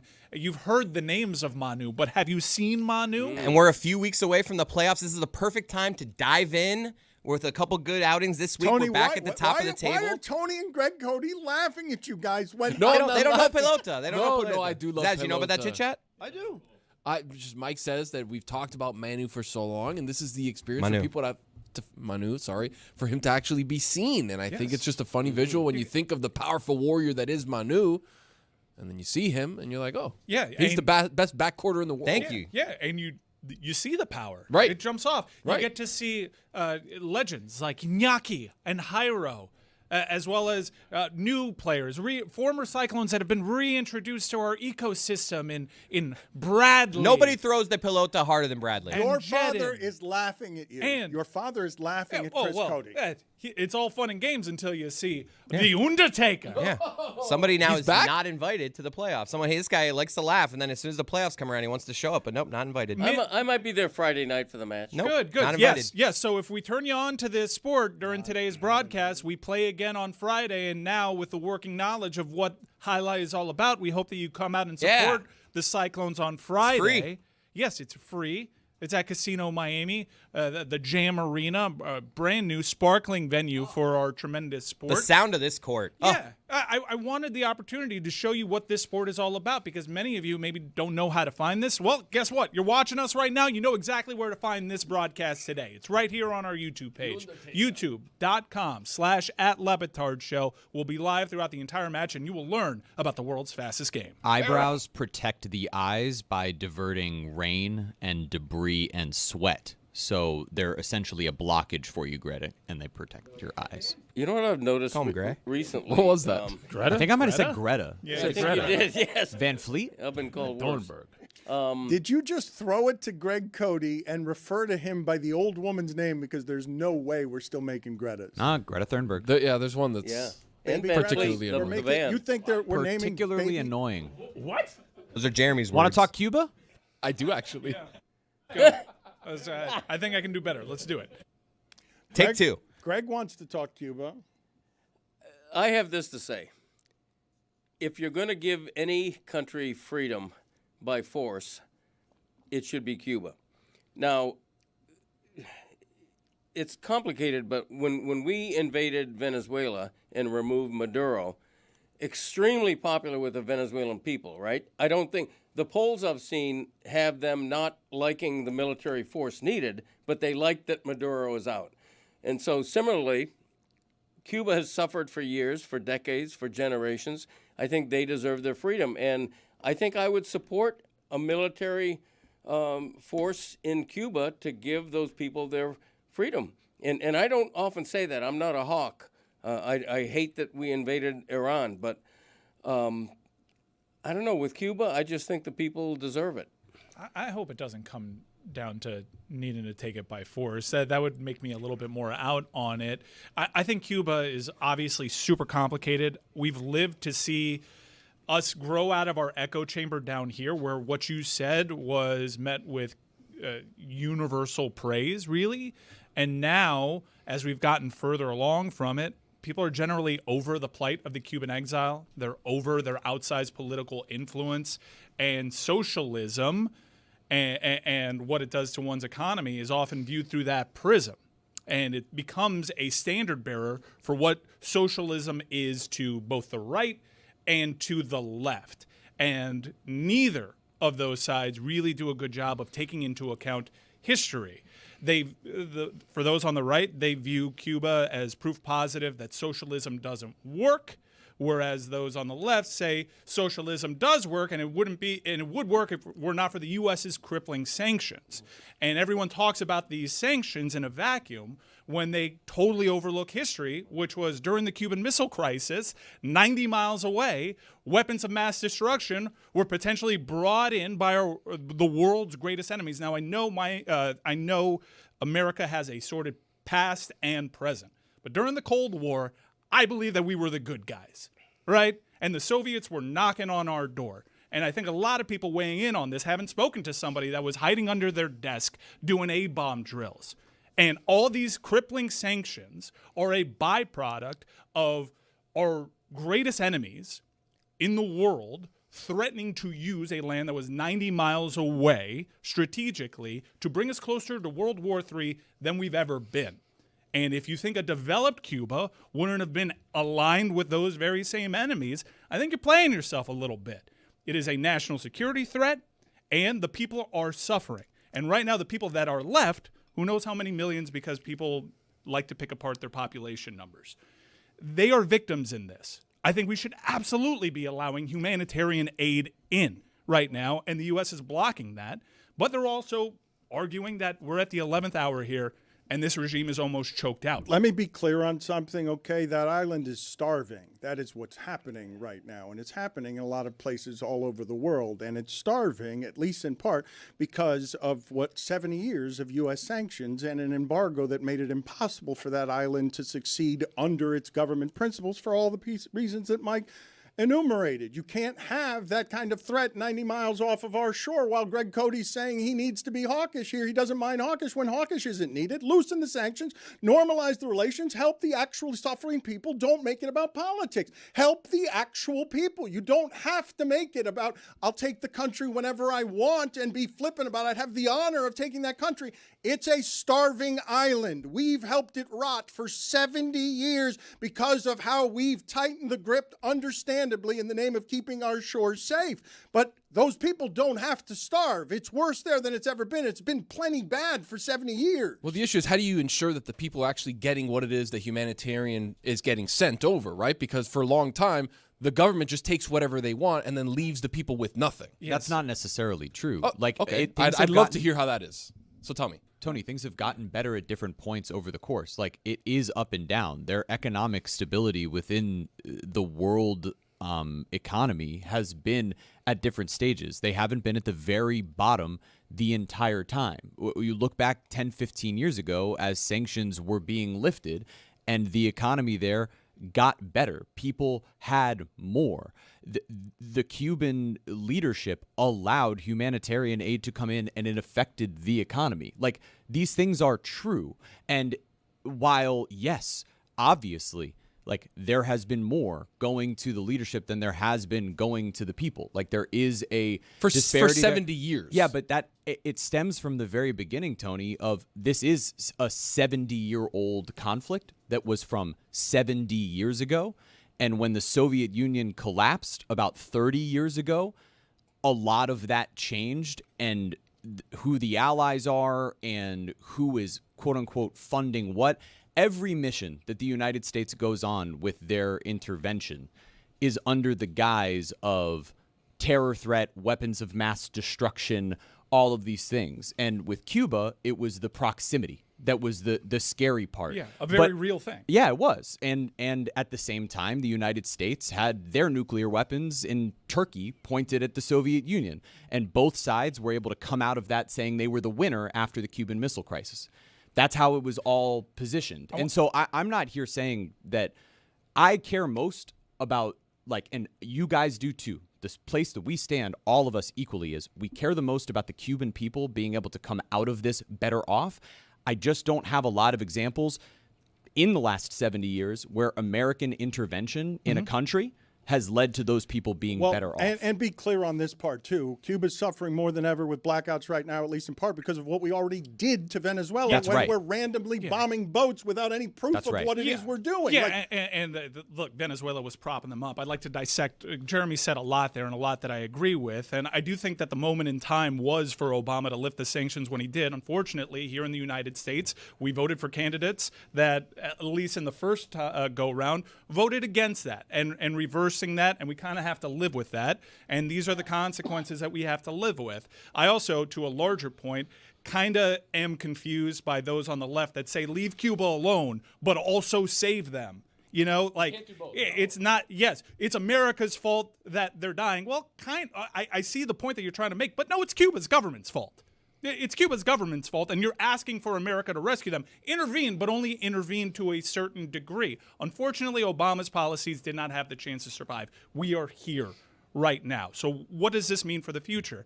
I think I speak for Tony. I know that there are people, and the president does not help things, and I'm sure people are skeptical, as they should be. But, Tony, I don't know if I speak for you here. I want a sovereign and free Cuba. Absolutely. That's the end game. I don't want it to be part of the Florida Keys. I don't want it to be Mar-a-Lago South. I want the people to be free. But you know that's what's going to happen, though. I fear that's what's going to happen, but here's the thing. Let's not be prisoners of the moment. The political pendulum swings in this country. As Obama's policies reverted to a hardline right, I think that the seeds of freedom, yes, it can be bastardized by this administration, no doubt. But this administration is not forever. At least we hope. No, but it's putting, reported estimates of $3 billion in its pocket right now so that it doesn't have to honor an election in 3 years, so that it can make Trump properties here and there. As what will stand between us and the Freedom Tower over here is a plot of land that DeSantis has given Trump. Yeah, I would label this as hearsay, but educated hearsay. It's what they've said themselves. Yes, it's not hearsay, it's say. Yeah, it's not a black and white issue. It's incredibly complicated. Also, one thing that really bothers me and chaps my ass about Cuba is because people want to tout socialism, they overlook the atrocities of Fidel Castro. And you're being explained by someone in their 30s that Fidel Castro wasn't all that bad because he was friends with Nelson Mandela. That you could be pro-socialism, and we can have a discourse about that, but you need to acknowledge the atrocities that this dictatorship committed. And another thing is, I don't know how many millions of people are in Cuba. The numbers, like I said, often scrutinized. There is roughly, just in the Tri-County area here of South Florida, 2.1 million people that were directly exiled by Cuba or second and third generation political exiles, like myself. I'm a second-generation exile. My dad had to leave. I would not overlook their input on this because many of them are hoping for a day they can go back to their homeland. And that's about a third of what is reported to be Cuba's population. Yes, you could fight for the people that are in there suffering right now, but you cannot overlook the suffering of the people that were forced to leave. And I do think that they should have input or at least help assist, be it an envoy of experienced Cuban-American leaders that can help these people and help reshape Cuba for the better. I think that's an incredible point, right? And you would hope that this administration, the next administration, whenever it does and whoever it does fall on to make those judgment points. Well, that's an important one, Tony, because I don't trust that it's not going to just be but the you same. Think that in 2 years it's going to happen? Happen to know that this administration, I don't want the imaging for this because this is a serious thing, but this administration has been preparing for this day and has made plenty of outreach to largely partisan. I'll give you that because most Cuban Americans in politics are conservative, but has made outreach to an envoy to help assist in this transition. And it's been reported widely, even though Cuba's present leader just bucked up against the United States taking this, especially by force. There is reported by reputable outlets that these two sides are talking. All right, this is something that has been in the works. It's why Donald Trump speaks about it so flippantly. I do hope and pray that a Cuban American envoy can help reshape this land. I understand the skepticism. Yeah. I am there with you. I don't trust these people, but I am not going to be so myopic to ignore the fact that Cuba is going to be here well after Donald Trump. And there is an opportunity here that is finally here that we've been talked about that many of us thought we would never see to end this murderous regime. And I think people are right to celebrate that part. Certainly. And I think it's an important part that Mike said about Diaz-Canán bucking up. It's like that's what he has to do to posture, to not just cape up, to be like, oh, sorry, all right, Trump, like you can figure out whatever you want to do with the country. Like it is what it is, but they can talk and back channel behind the scenes. But I think what Mike said is important. Having an envoy, having a transition team of people that are from the country, are people that have roots and family that have been there, have suffered, have gone through these atrocities, and now can go back where a lot of the generation is not here, right? Like my grandfather who fought in Bay of Pigs is not here anymore to see a free Cuba. I never thought that I would see a free Cuba. I thought that would be something for the next generation because things just didn't work that way. And the way that the dominoes have fallen on a world stage, you could say what you want about the Venezuelan boats being shot and whatever. That's I agree. Who knows what happened there? But to a narco dictator in Maduro, like everybody celebrates that he's no longer there. Talk to any Venezuelan, talk to anybody who's actually plugged in with boots on the ground and not seeing stuff from a U.S. federal level. Like they'll tell you, yeah, he was the worst of the worst. And now that he's not there to prop up Cuba anymore, yeah, they don't have anything, right? And that goes to play with the geopolitical world stage and all that. But what we're doing here is, like Mike said, opening the door to finally seeing something that we thought we would never see in our lifetimes, and now it's here. Now we got to trust the process of this administration, the next administration. We have to see how it plays out. We can't just be like, no, it's Trump. It's bad. We can't do it. Like we got to see what happens. But doesn't Venezuela now have just one of Maduro's cronies stepping in as their There's leader? A power vacuum, sure. Because Trump has made deals with them to just keep them in power because it's to his benefit. It's why. So isn't that what's going to happen here? Yes. Like that's his strategy over and over again. For the time being. I understand, but if we have a free and fair election, he's going to get slaughtered in the midterms. And this is a forever play. Yes. And look, Biden could have done something about the sanctions. Yeah, absolutely. And he could have reinstituted, or he could have even pushed it further than Obama did. He didn't. You know why? Yeah, the back and forth pendulum. Because no, it's not. Maybe he didn't care, but because geopolitically speaking, this is a moment in time where you capitalize. Like I said, the time has come and gone. The U.S. sanctions were failing. Obama tried something different. Trump decided to nuke that, and here we are. It is on its final legs right now. Yes, it's in hospice care right now.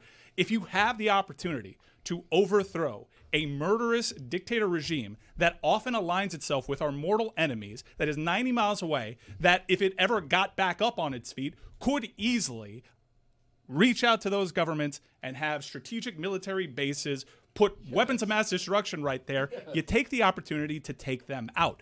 Let's please, though, keep in mind that these people need an opportunity to reshape their own country. Yeah. I don't want this to be a colonial. So this is my issue. I want self-determination for the Cuban people. I want people to have an opportunity to be able to put in the leadership that they want. And my concern is that if and when this happens and Trump is cutting side deals with people who are already in leadership in the Cuban government so that he can get real estate that he can build up, and now there's somewhat of a lift of this sort of travel ban and this sort of sanction on this so they can spin it into a PR win over there, but ultimately it's the exact same thing, and there might be a brief bump in the living situations for the people who are in Cuba, but they don't get an opportunity to determine what their leadership looks like in the future. To me, there is a stronger strategy to that. It's the one that started 15 years ago, and I understand the position that we're in, but the reason things have gotten particularly dire and desperate over the last several months is a direct result of the people that you guys are now trusting to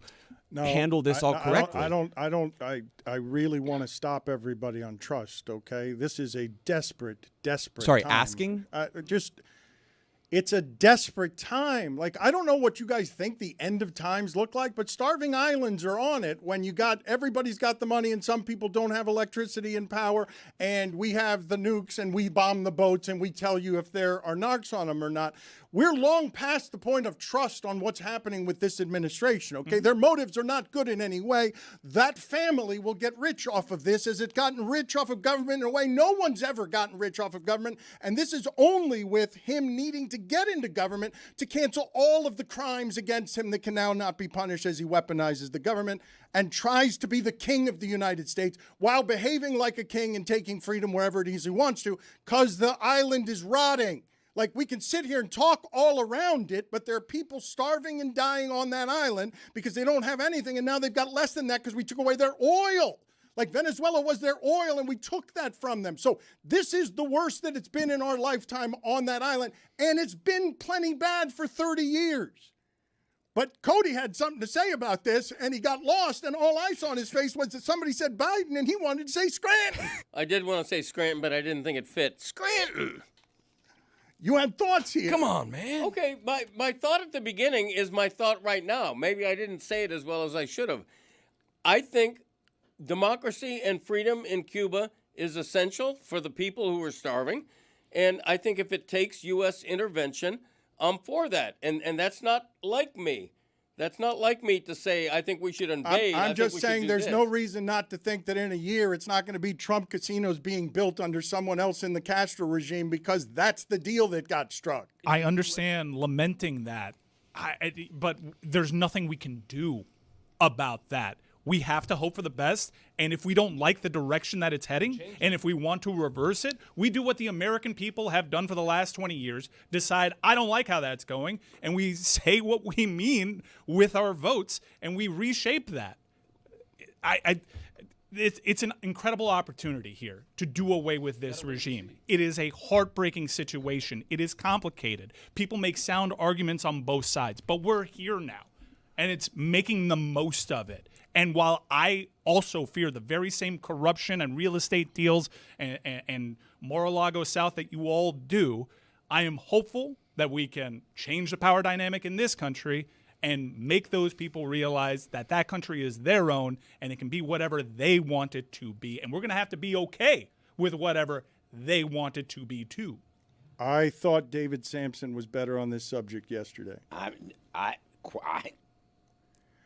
Did Jeremy indeed call Greg Cody by an old woman's name? They're essentially a blockage for you, Greta. Yeah. Damn. Yeah.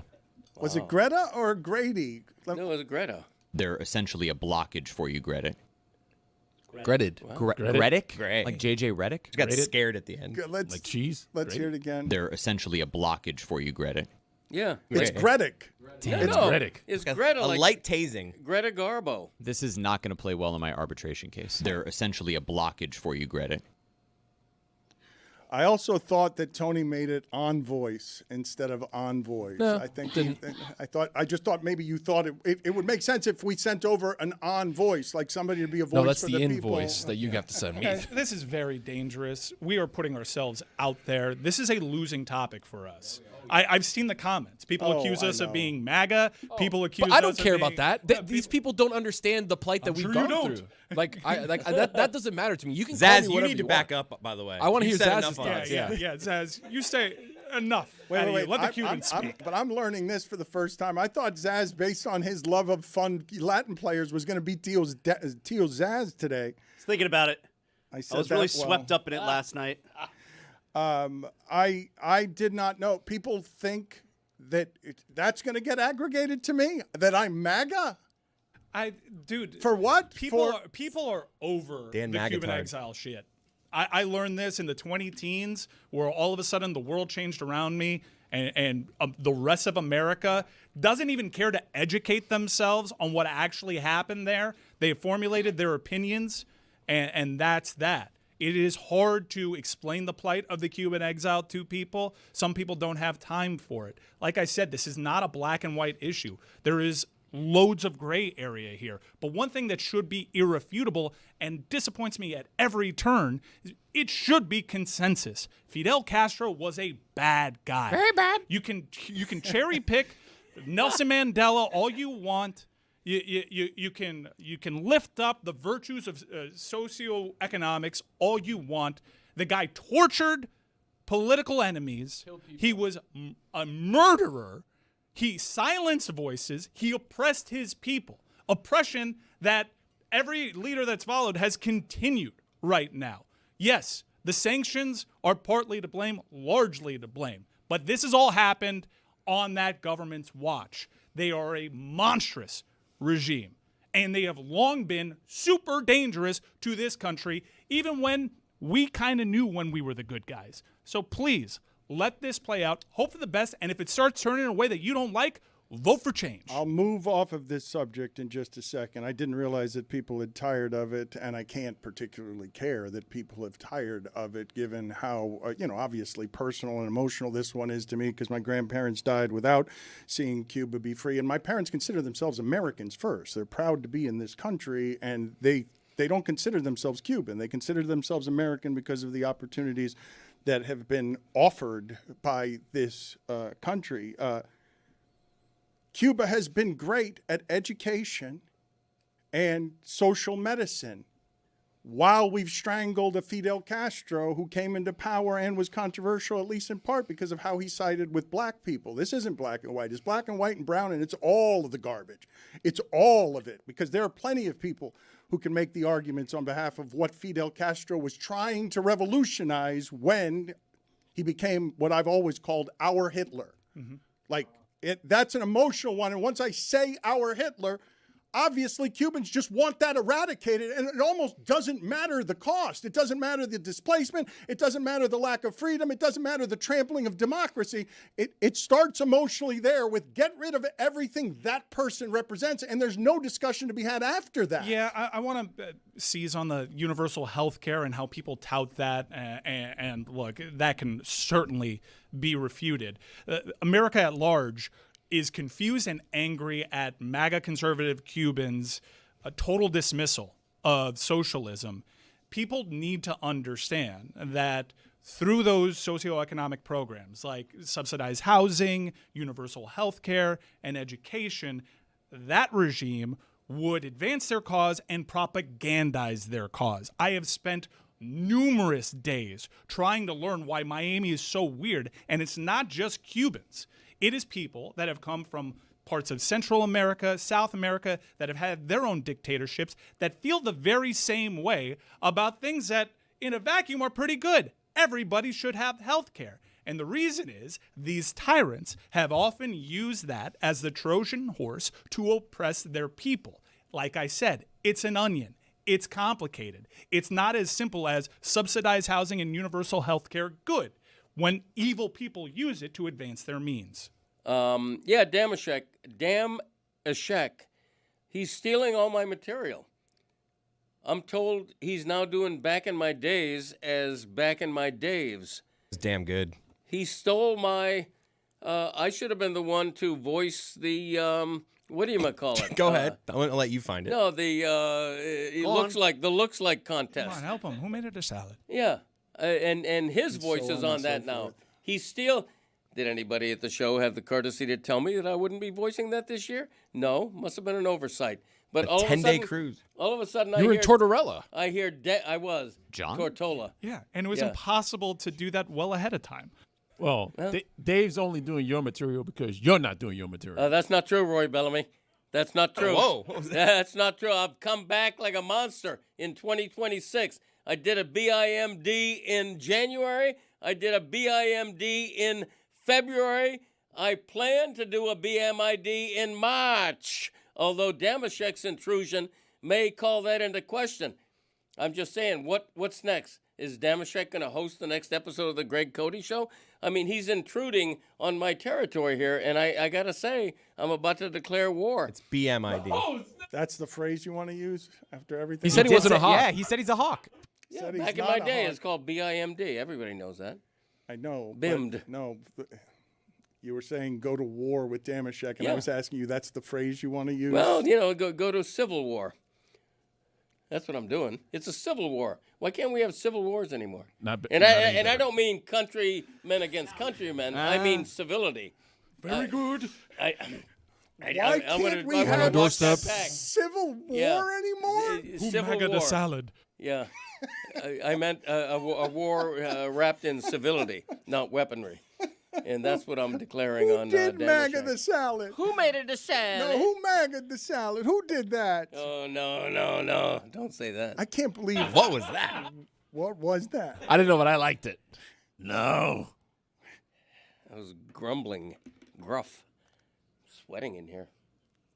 Le Batard Show doesn't pay its electric It is bills. toasty. Spread the news. Can you get me the Damashek soaked looks like so that I can update today the parts of the tournament that I have not updated because I've been remiss in not doing that. But Zaz has some details that are trickling in on the WNBA negotiations because overnight, 3 a.m., everything was settled. There's going to be a season in 50 days, and you can't comment on it intelligently unless you know some of the details on the percentages. Not the spin from both sides on who won, but what the percentages are on labor, because when they were talking 14-15% of revenue, we were talking about shittier salaries than those in the UFC. So what are the details on what we got here? So I'll give you the new numbers, and then for context, what the old number used to be. The salary cap is going to start at $7 million when last year it was $1.5 million. The supermax for players will be $1.4 million. It used to be just under $250,000. The average salary is going to be around $600,000. It used to be $120,000. The minimum salary is going to be over $300,000. It used to be $66,000. That to me is huge.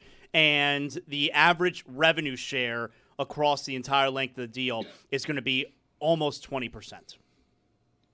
So that means the players got it up from 14 or 15% to 20%. Well, and you remember Trista the other day said that the number has to be like in the low 20s. Yeah, and so I think this is actually, from what I know so far, and I'd have to read more about it because those numbers can skew, right? Of course, they're going to improve all the salaries. The league has exploded, and it's exploded by a factor of more than 10. Their revenues have exploded by factors that are bigger than that minimum coming up from 60 to 300,000. So forgive me if I need to read a little bit more about this to sort of figure out who won and who lost, because some of these details have been kept private overnight, and now the spinning begins. So I'd like to know where the facts are on this, because they just rescued a giant revenue stream, but I doubt very much it's just straight compromise. Everybody's like, hey, you're good, we're good, and they met at the halfway point. I'm guessing somebody lost here. I'd like to know who it is that lost, whether it was the owners or the players. Who won?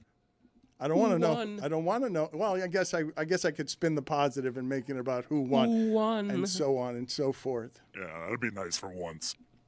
Friday, 10:10 p.m. out west, the most unfair game of the entire tournament. The number 7 Miami Hurricanes, who are they had the best regular season they've ever had record-wise. They have to go and play in St. Louis at Missouri, and Miami is represented by Jim Rome. Looks like the guy who regularly takes practice golf swings in his office.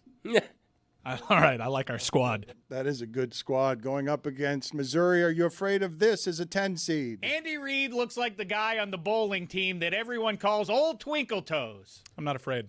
Playbook's out there on how to beat them. It is in Missouri, though. That is a pretty good one, though. Old Twinkle Toes is dangerous. Home in the court tournament. advantage for old Andy. Yeah. Texas Tech is a 5 seed. That's a good basketball team represented by Jalen Brunson looks like the valet driver who lost your keys. Yeah. That's happened to me with someone who looked suspiciously like Underseeded. more like Jalen Brunson than any other athlete I've ever met. Akron is the opponent against Texas Tech, represented by Tom Thibodeau looks like the 64th person killed by Liam Neeson in the movie Taken. He's at a table. No, that's seated, good. I like it more than most.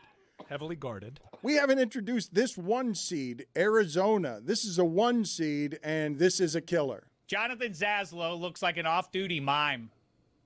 That's the number 1 overall seed. It's your big eye head. Duke is the number 1 overall seed, so this is a 1 seed, but Jeremy's saying that's the best one we Should have. have been. That's against 16th-seeded Long Island, which is represented by Drake May looks like he's totally sick at hacky sack. That could be an upset. They could cover. I just said that's the best 1 overall, but holy cow. Virginia is a 3 seed, is represented by Bill Plaschke looks like he's the father of Jonathan Zaslow. How is that not a 1 seed? Wow. They had a great tournament, too. That's a good thing when he's coughing. I mean, he thought it was funny. That's hilarious. Very good. Very good. Oh, man. Have you guys, you have noticed, right, that the cough most often makes an appearance when he's laughing. It's actively unhealthy for us to make him laugh because that's when you cough the most. Yeah, this show's killing me. Virginia and Bill Plaschke as Zaz's dad is going to be hard to beat for anybody. 14-seeded Wright State is going to try to do it, though. Cal Raleigh looks like a likable dad who started a YouTube cooking channel, sharing easy crock-pot recipes you can make at home. Should be easy for Bill. Number 4, Alabama, which had a player suspended or arrested for 2.1 pounds of marijuana. Aiden Holloway is his name.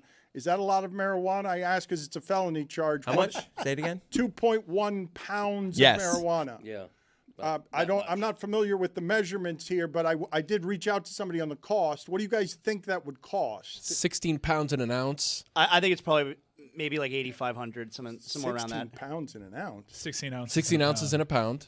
Times 2. Somewhere around 8,500. If you're breaking it down, you can get a half ounce for I've heard for about 120, You 130. Should we call your math friends? I'm going based on numbers from like 25 years ago. Math friends? It sounds like Dan's got drug friends.